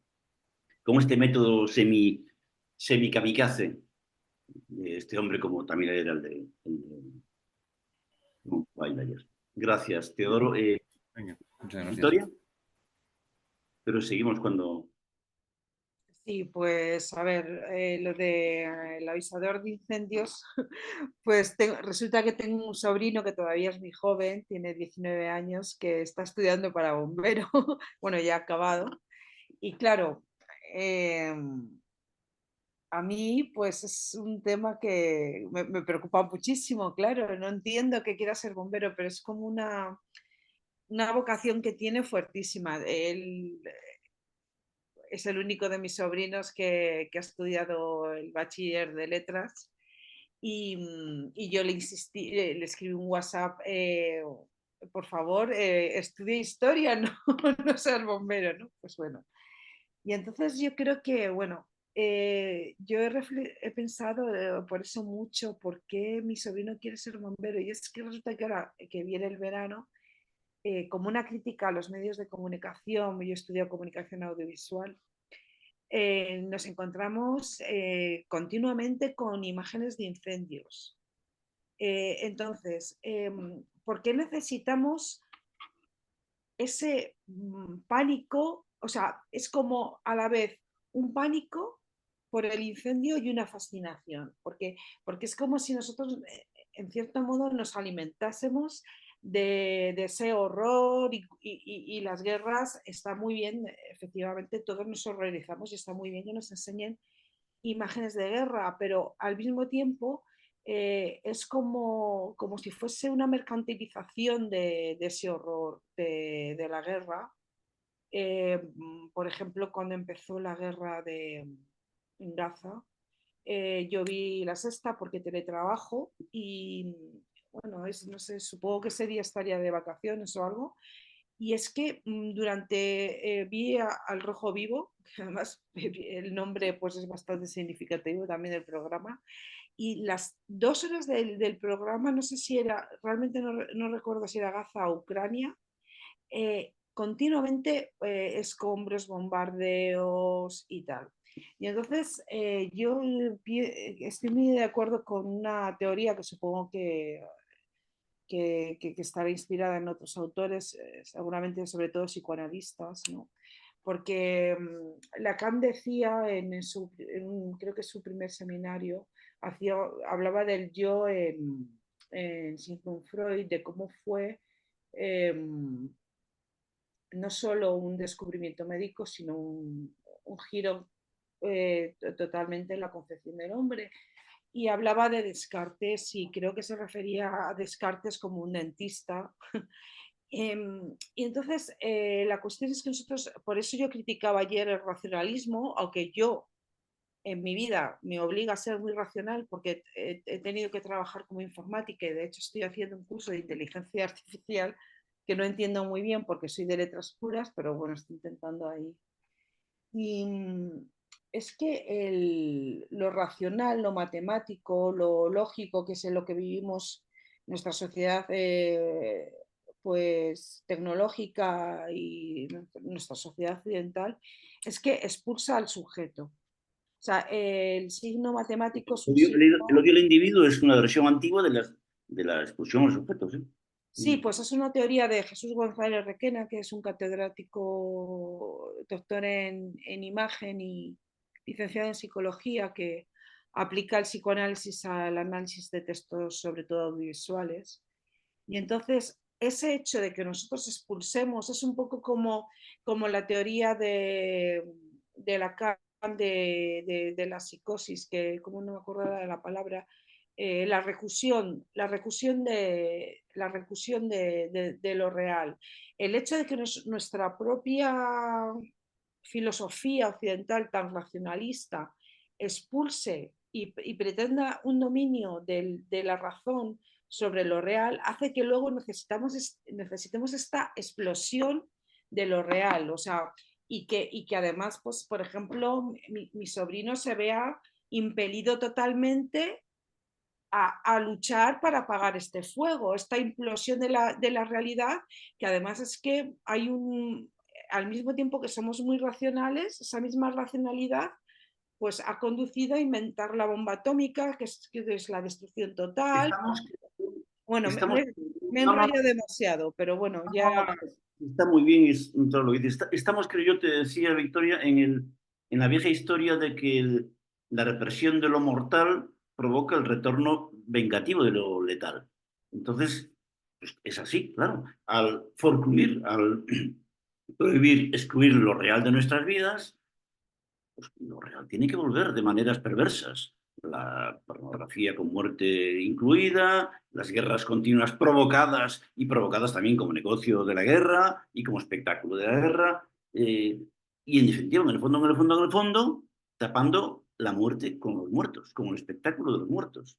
Y esto significa que, yo creo que es así, como dices, que nuestra sociedad actual de Occidente practica un sistemático complot contra lo real, que significa que solo puede vivir de sus enemigos, que justifican su retiro, su encierro. Entonces, por eso, todo es un espectáculo, Gaza incluido.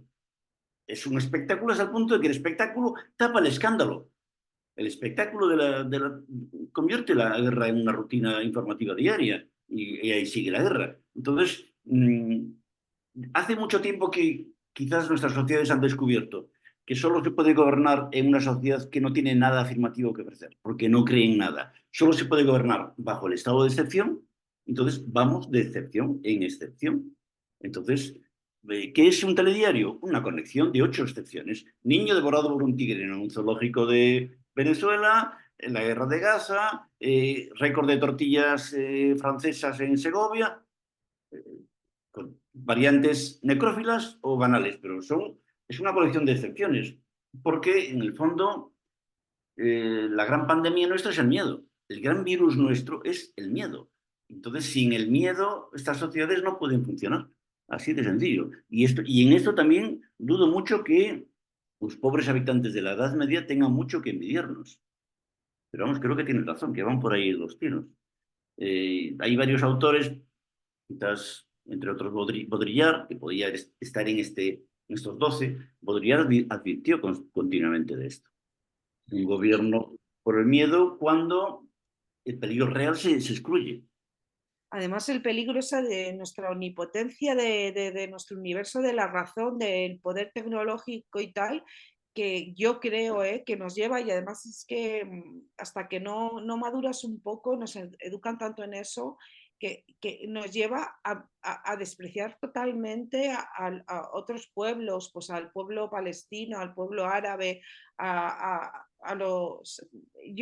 entonces, claro, no en nuestro caso, en el caso, bueno, la gente que puede estar a favor de una guerra o de una exterminación de un pueblo, porque se cree con una serie de razones, que es lo que decías antes tú, este racismo anglosajón, que sus sistemas de valores es tan tanta la omnipotencia, le da tanta importancia que por mantener ese supuesto sistema de valores, la democracia es capaz de exterminar un pueblo, Claro, ¿sabes? claro. Y lo más grave de todo, quizás, Victoria, es que la lógica de la excepción, o sea, la pornomiseria, que es convertida en eje de la información, anula la percepción, anula tu percepción. Si te pasas 3 horas en el móvil, 3 en internet y 3 en la tele, ¿cómo coño vas a ver al vecino que a lo mejor con los ojos se está pidiendo ayuda si no es nada espectacular?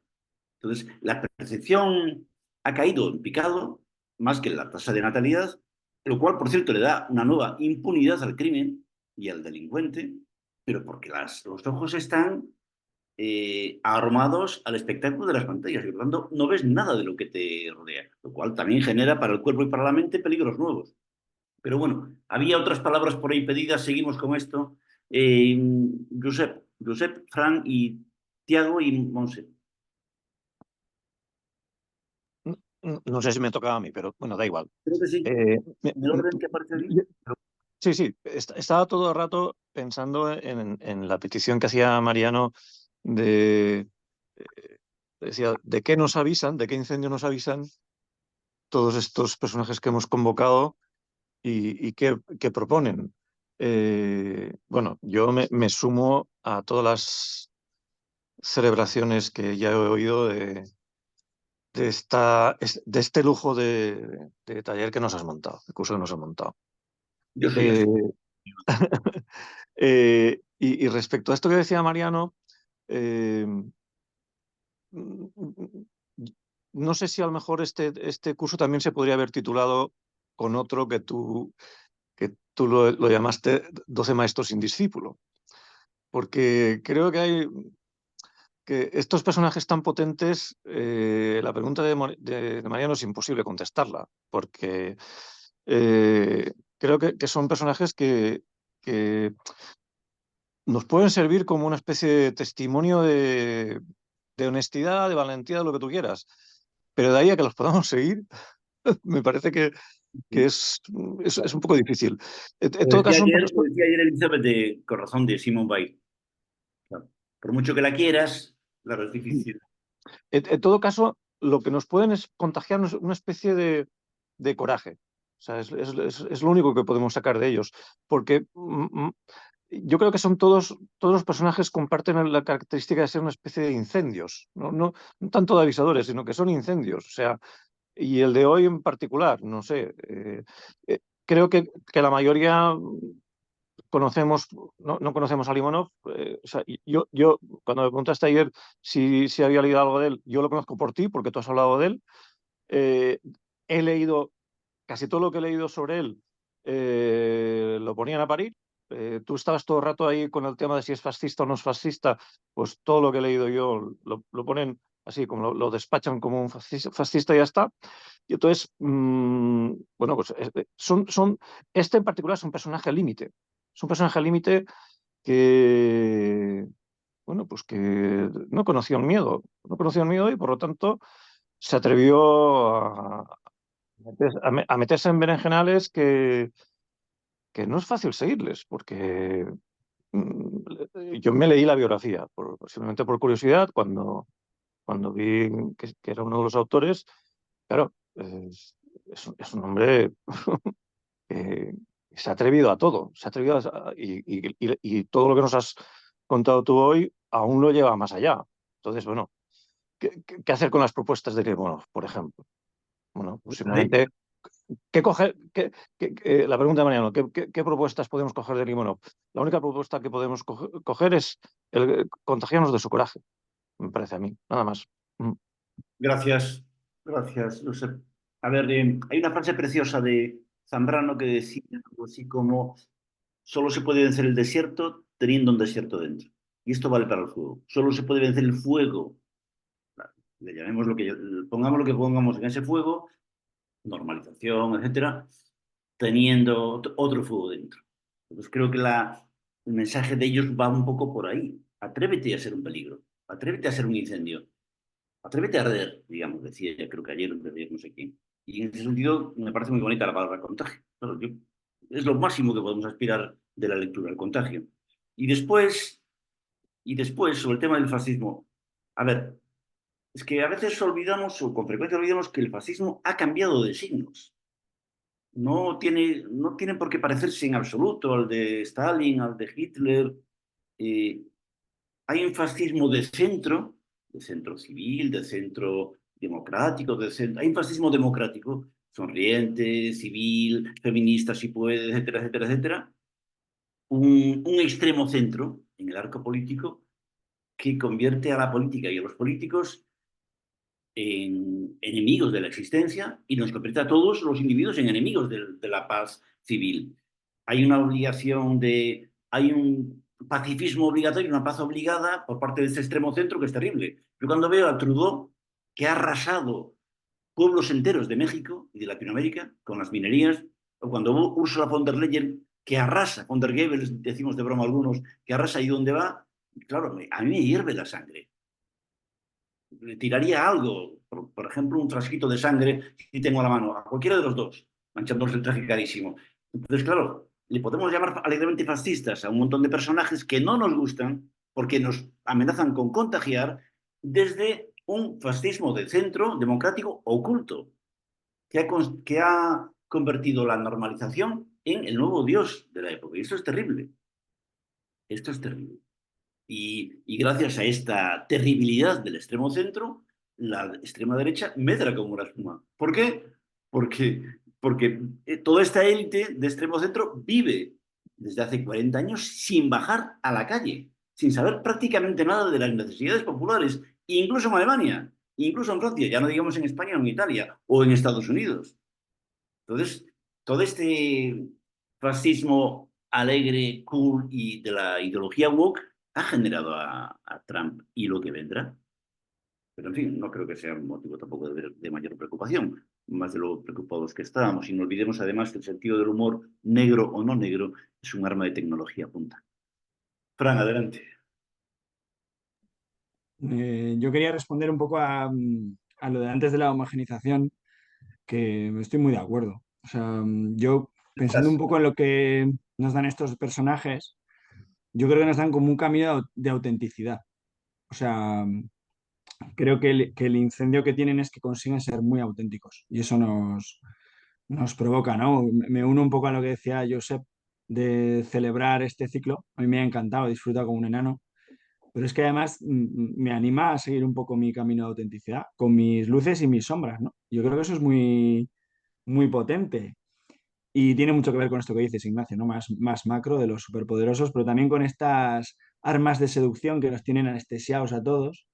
Y, jo, esta gente, ¿no? Estas personas han conseguido ser como súper auténticos, ¿no? Y nos dejan ahí un legado, bueno, pues para lo que podamos hacer.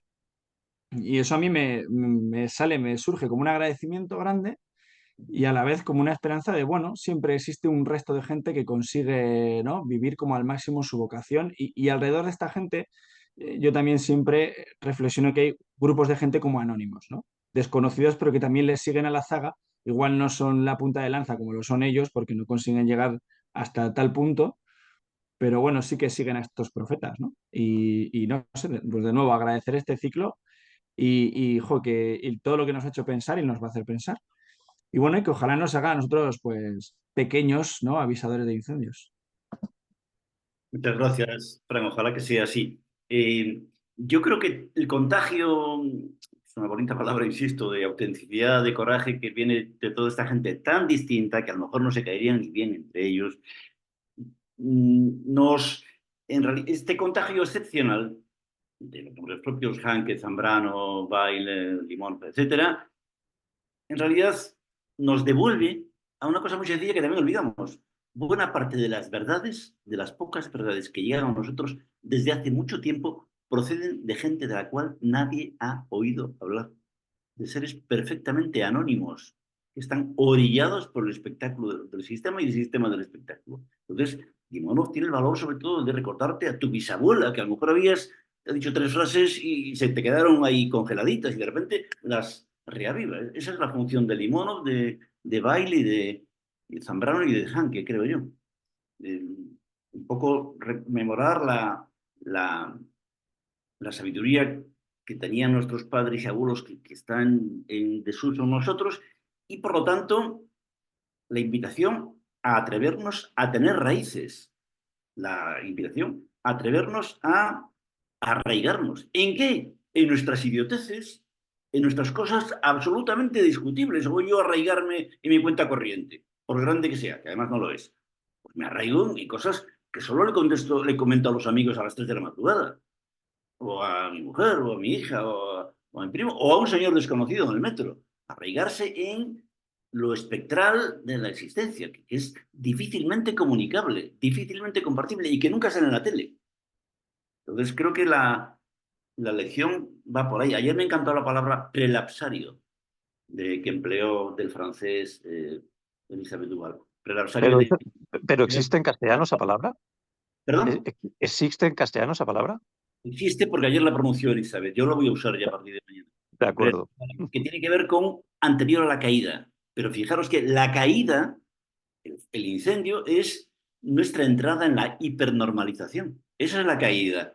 La entrada en la seguridad como religión. Esa es la caída nuestra, de la cual tenemos que librarnos. No de la Ignacio, ciencia del coche. también No- existe poslasario, ¿eh? ¿Perdón? También existe la palabra poslasario, Pues, después de la caída. por ahora me conformo con el pre. Ah, bueno, pero tienes las dos. Para el diccionario de avisadores. Venga, vamos a ver.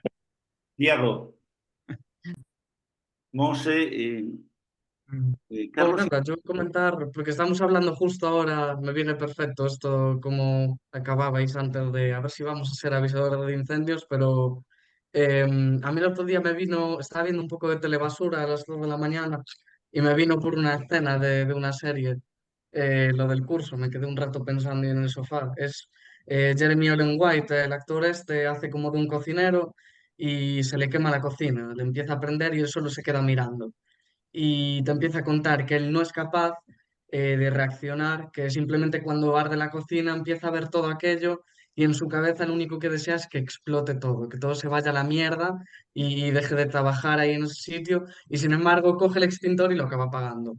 Y para mí estamos en ese momento, lo que pasa es que no somos capaces de coger un extintor, o sea, simplemente estamos viendo cómo arde todo y no sé si es que nos gusta verlo o que queremos que explote.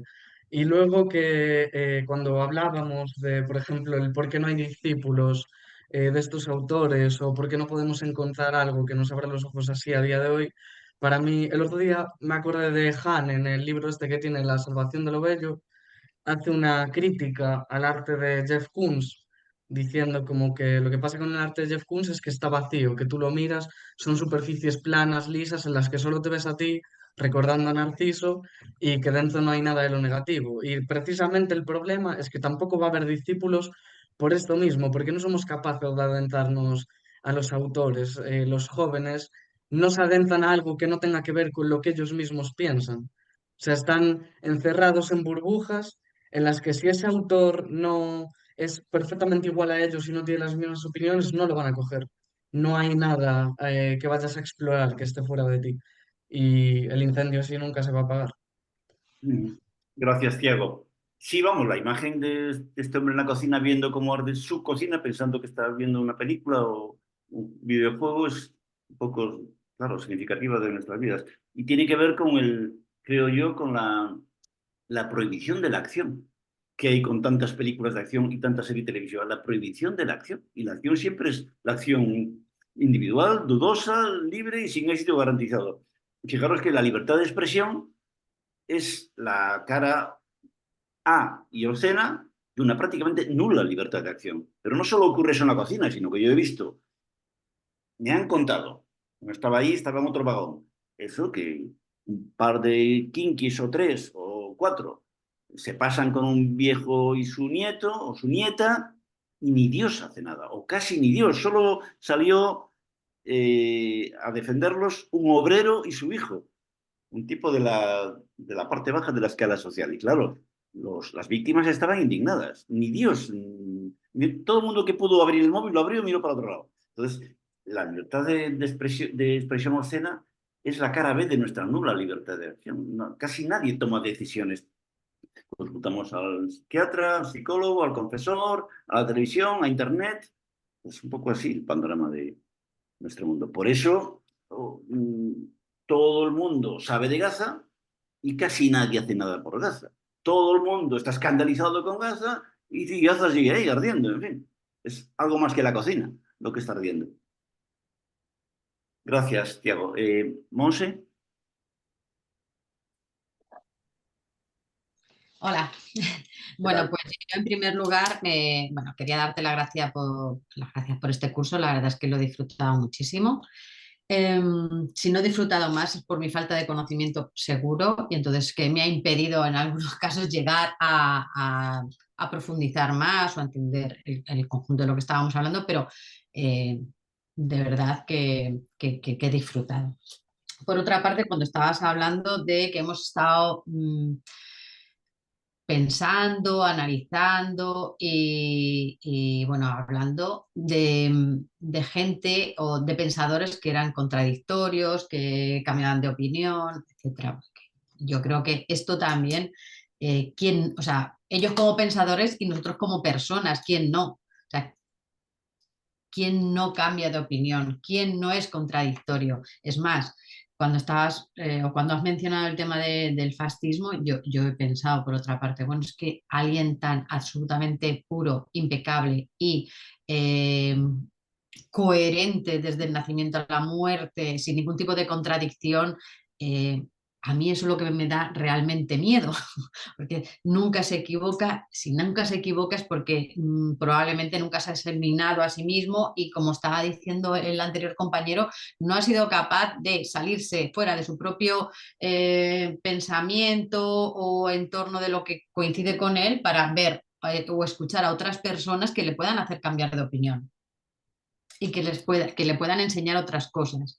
Y posiblemente ahí entraría en contradicción. Además, yo creo que todos tenemos derecho a equivocarnos y a contradecirnos y a ser contradictorios. O sea, entonces, a partir de ahí me parecen interesantes porque si cambias de opiniones o de cambiar de pensamiento porque estás pensando y estás aprendiendo, ¿no? Y luego me ha hecho gracia lo de una serie de personas que probablemente no se caerían bien entre ellas. Bueno, es que seguramente que no se caerían bien porque deben ser bastante difíciles de trato todos. O sea, con lo cual, bueno, yo creo que también era una de las características de prácticamente todos los que hemos visto, ¿no? Tenían ahí un punto difícil trato. Y ya por último, para terminar, cuando has hablado, creo que has sido clara antes y luego tú lo has recogido, cuando has estado hablando de pornomiseria y de cómo al final tenemos que imponer nuestro sentido de la democracia desde el punto de vista de Europa, tanto África como Asia, etc. Hace poco estuve precisamente también de la Casa Encendida en un taller que era Introducción a la Realidad Africana, en el que estudiábamos parte de cómo se está moviendo en África, cómo son el Gran Sur, las ayudas, cómo Rusia o China están ayudando o están metiéndose sin juzgar a los africanos ni a los regímenes africanos, ni poner en cuestión si son más demócratas o menos, y que al final pues, las cosas están cambiando, ¿no? Y justo en esto, cuando estábamos hablando precisamente de cine y de literatura, porque parece que solo hay cine y literatura occidental, europea y americana, ahora ya un poco asiática, pero también con los mismos matices y las mismas cánones que prácticamente los nuestros. ¿Mónica? ¿Mónica? Parece que ha perdido la conexión. Sí. ¿Mónica? Monse, pero sí, ahora. ¿Monse? Sí. Monse. No te oímos. El sonido, Monse. Ahora. No sé si me estabais escuchando, que había una oradora que es una cineasta, ahora mismo no recuerdo el nombre, era un nombre difícil, seguro, para mí, que también es casi un signo de racismo, no aprenderte los nombres de otras culturas, pero bueno, el tema es que en su charla lo que hablaba y acuñaba el término de Afro Bubblegum, que es, cada vez que se habla de África, se habla desde un punto de vista súper serio, hablando de los problemas que tienen, todo el rato hablan de racismo, de sus dificultades económicas, sociales, etc. Pero ella reivindicaba el derecho a la frivolidad también de ellos, o sea, no tienen que estar todos o sea, un pobre negro. Además ella decía, pobre negro que sufre, que no tiene que comer y que los occidentales, o sea, y eso es pornomiseria todo el rato. Y solo nos fijamos en ellos cuando al final nos presentan lo que nosotros creemos que tienen que ser ellos. Y todo ser y todo pueblo tiene otras muchas cosas que no solo la miseria que nosotros queremos ver en ellos, ¿no? Y a mí eso me pareció muy interesante y me pareció también como muy revolucionario para llegar a entender o ver el mundo de los otros. No solo mi representación, lo que yo creo que ellos son, sino lo que ellos son en realidad. Y a lo mejor no solo están preocupados por el agua, la luz y no sé qué, es que también se lo pasan bien y tienen todo el derecho del mundo a hacer dibujos animados y no excusarse todo el rato de lo mal que están, ¿no? Entonces, bueno, me lo ha recordado y me ha parecido interesante. Si queréis por ahí escuchar la charla, es muy chula y os da otra visión de lo que es, bueno, el cine africano y África en general. Claro, el mecanismo informativo significa que solo lo escabroso, excepcional Sí, y terribles noticias. por miseria, es que me lo ha recordado. O sea, los africanos solo puedes hablar de África si hablas de dos cosas, inmigración o terrorismo.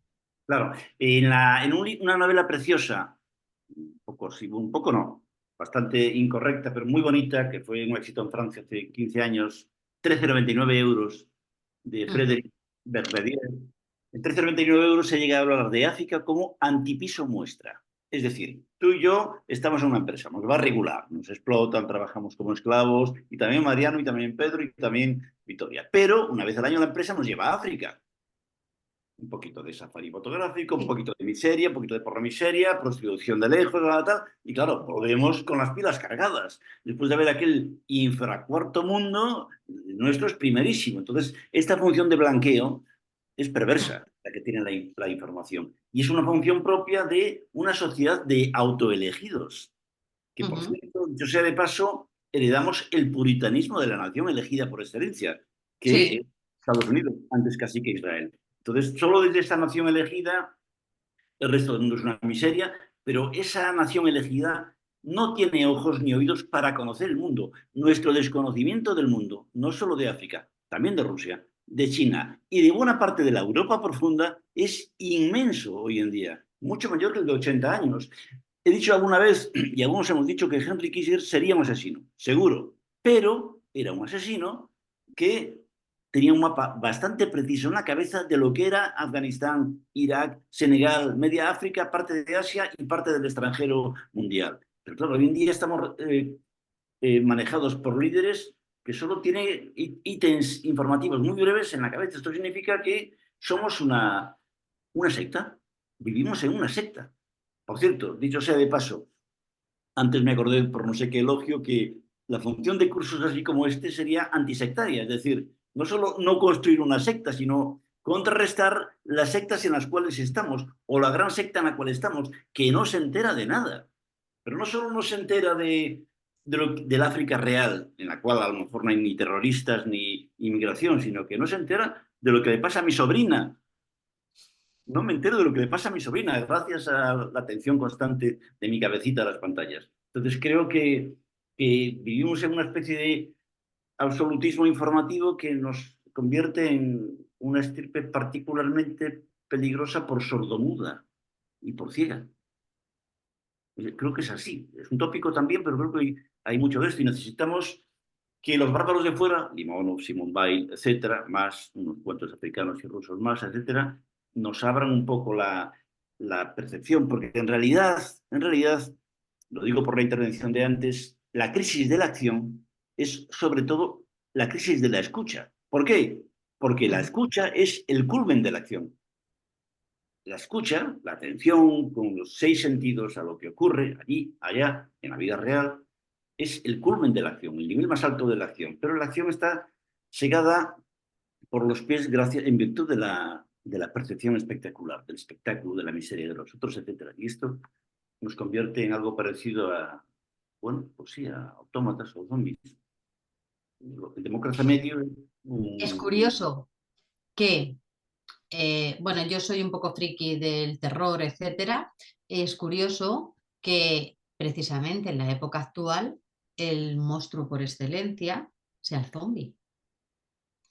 En épocas anteriores estábamos hablando, bueno, estuvo Frankenstein, estuvieron los vampiros, pero en los últimos años las series todas son de zombies. Claro, la persona que está viva, tiene su casa, tiene su televisor, su mujer, sus niños, su coche, etcétera, etcétera, en realidad está muerto.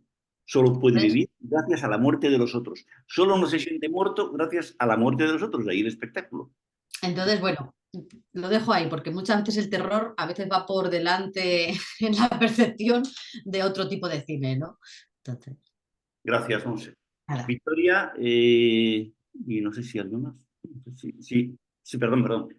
Josep y Victoria, Josep y Teodoro. Sí, yo es que me ha parecido que has dado en el punto clave cuando has dicho que solo puede ser avisador de incendios quien tiene un incendio dentro, porque estas personas, incluida Simone Weil, porque por el tema que discutías que discutíamos ayer, yo creo que tienen un deseo, un deseo que es eso lo que les lleva a ser capaces de indignarse, porque tú cuando ya pierdes un fuego interno, un deseo, no eres, te conviertes en un témpano de hielo, no eres capaz de indignarte, entonces, pues sí me ha parecido muy bien esa observación, la verdad, y no había pensado en ello tampoco. El psicoanálisis en algún momento, Victoria, no sé si Lacan o alguien ha dicho que la tarea ética hoy en día es combatir la impotencia con la imposibilidad, lo cual significa en otras palabras, desactivar el miedo del cual somos objeto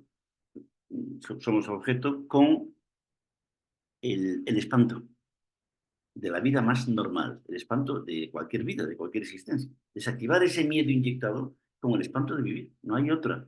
Para, ya no digo para alcanzar la felicidad, que es una palabra que a lo mejor no me gusta mucho, sino para tener una vida medianamente humana, presentablemente humana. Sí, yo creo que a veces nos da más miedo salir a la calle, pasear, aunque nos dé muchísimo felicidad y vivir, que ver la tele, todas esas monstruosidades. Yo sí lo he entendido por ahí, por lo que has dicho, ¿no? Que La táctica de Limonov o de otros, de Hank, etcétera, de Zambrano, no está mal. Tener un infierno dentro, el infierno que es prelapsario a tu venida al mundo, anterior a tu venida al mundo, tener un infierno dentro, estaba en Sartre también esto, en todos los existencialistas, para que sea relativizable el pánico del exterior, los miedos inyectados del exterior, el infiernillo, el microondas del exterior. Pero claro, eso significa existir. Y existir es una impertinencia para la cual no todo el mundo está preparado hoy en día. Existir es la mayor provocación, mucho más que insultar, que cancelar, que agredir, que odiar. Existir es una impertinencia mayúscula, que no está en las redes, además. Que no sí, tiene visibilidad. además yo creo que si el psicoanálisis te cura es de ese miedo a asistir a vivir tu día a día, que puede dar muchísimo más miedo, ya te digo, que miles de guerras, incendios televisados por estás tragándote la pantalla y estás más a gusto, eres más capaz de vivir en tu casa viendo todo eso, a veces que vivir tu vida cotidiana, no sé. Gracias, Victoria. Seguimos con Monse Teodoro.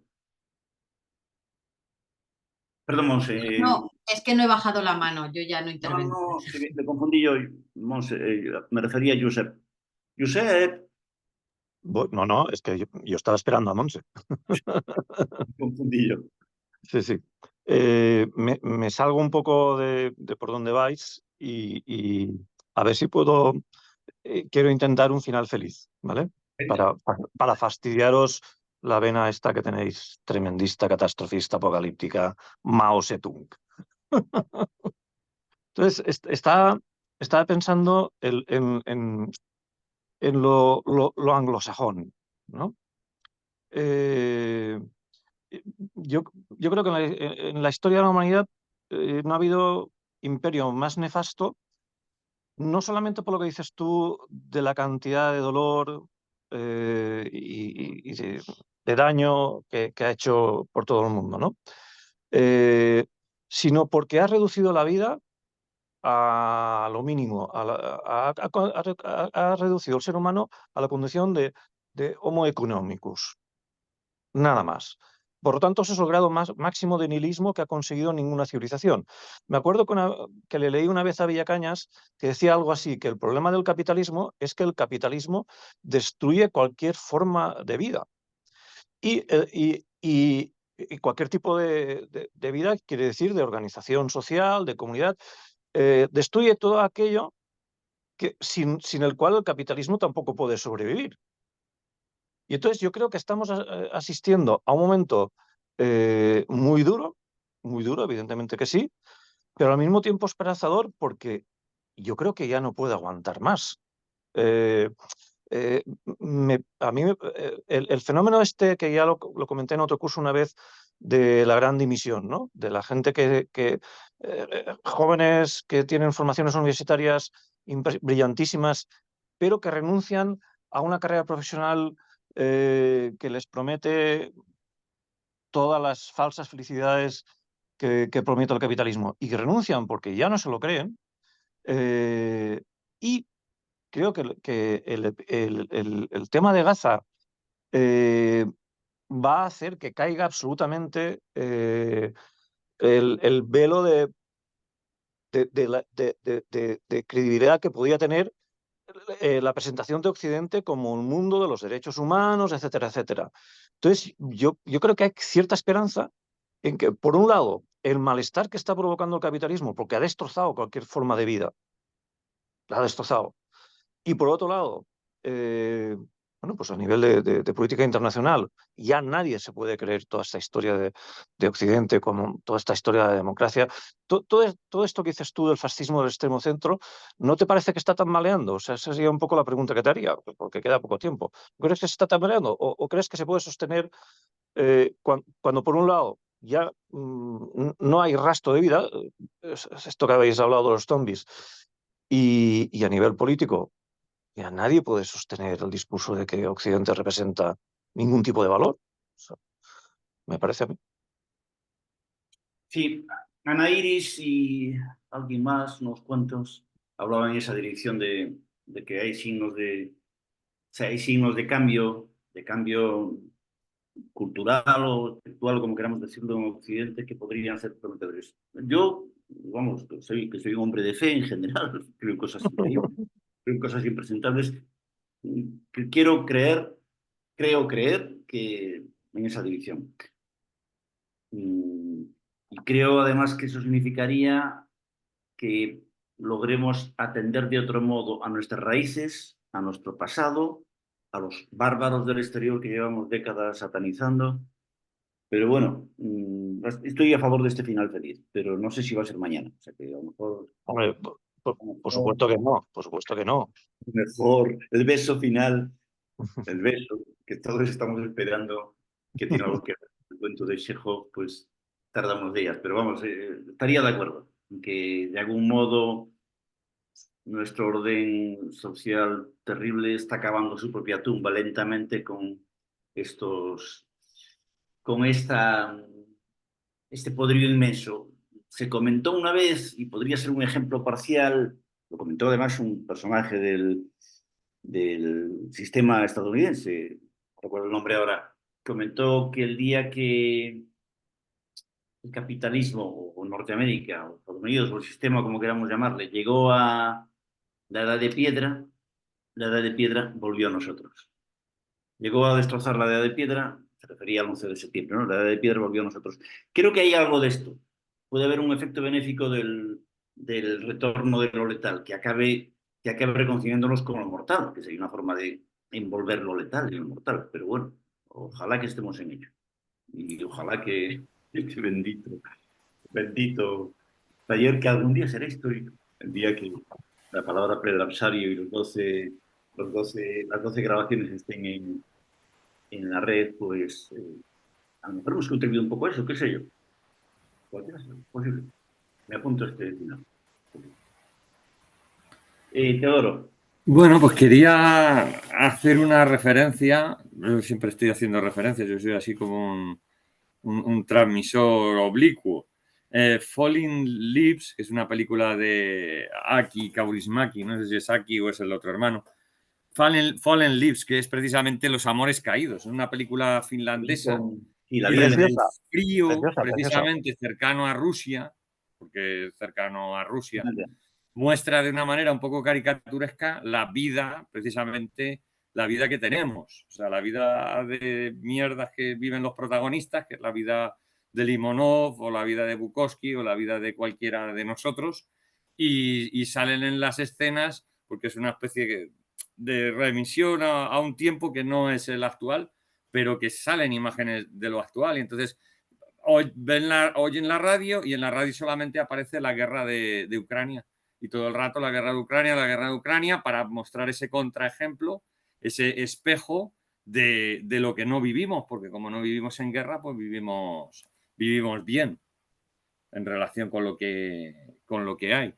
Y además van al cine precisamente, estos Fallen Leaves, estas vidas caídas, que son la de un hombre y la de una mujer, muy en el sentido romántico, de esa nueva romanticismo tras la caída. Y lo que van a ver es una película de zombies. De George Romero o otro, y dicen, pues a mí que me recuerda, pues me recuerda a Banda Aparte, pues a mí me recuerda a las películas de Truffaut, pues a mí me recuerda, porque está jugando continuamente con el tiempo pasado de los años 70, de esos clásicos, y la época actual, y lo que vivimos pues es eso, pues un tiempo un poco zombificado. La idea de una salvación por lo mínimo. Sí. Salvación por lo infraleve, que diría Duchamp, por lo micro. Por lo infraleve, sí. Sí, volver otra vez al mundo casi en este caso en Kaurismäki, volver a la forma de la trama casi del cine mudo. Volver al cine mudo. Volver al cine que impresiona con las imágenes y con las acciones que se realizan.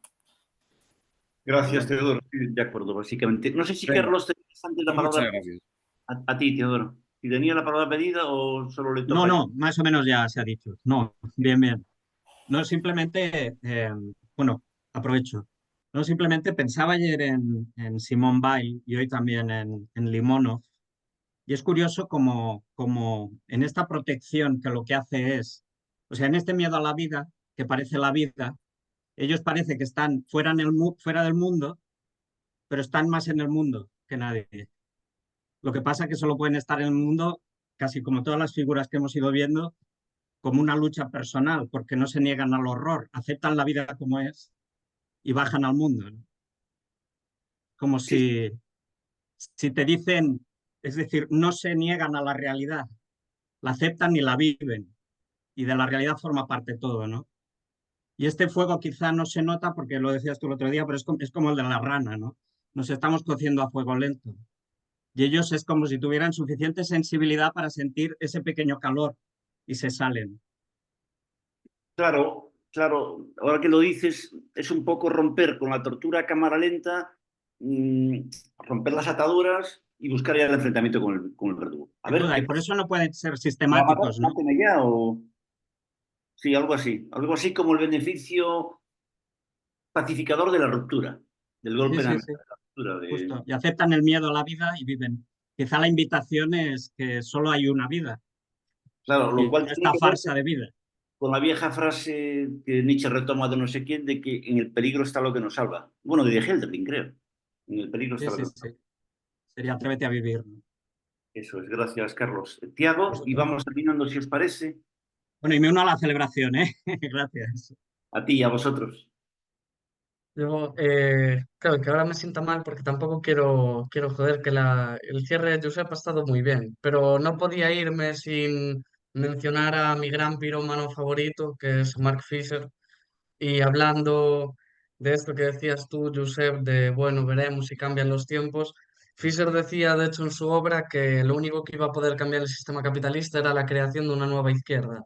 Y él mismo, en su propia obra, admite que esa nueva izquierda ha sido devorada y regurgitada por el capitalismo, convirtiéndola en producto. Entonces, con este auge de la extrema derecha que hemos visto con las elecciones del Parlamento Europeo, yo me pregunto si será el momento en el que surja esta nueva izquierda de la que hablaba Fischer.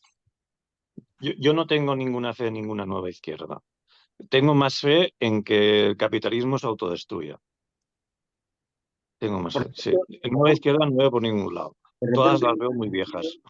De pronto hemos asistido en los últimos años, no es de ayer esto, al suicidio de la izquierda. No ha muerto a manos de otro, no ha sido un asesinato, ha sido un suicidio. Yo no sé o no, pero es un tema para otro taller, que estamos pensando en ello, si Mark Fisher es parte de la solución o parte del problema. Me parece que es un tema complejo.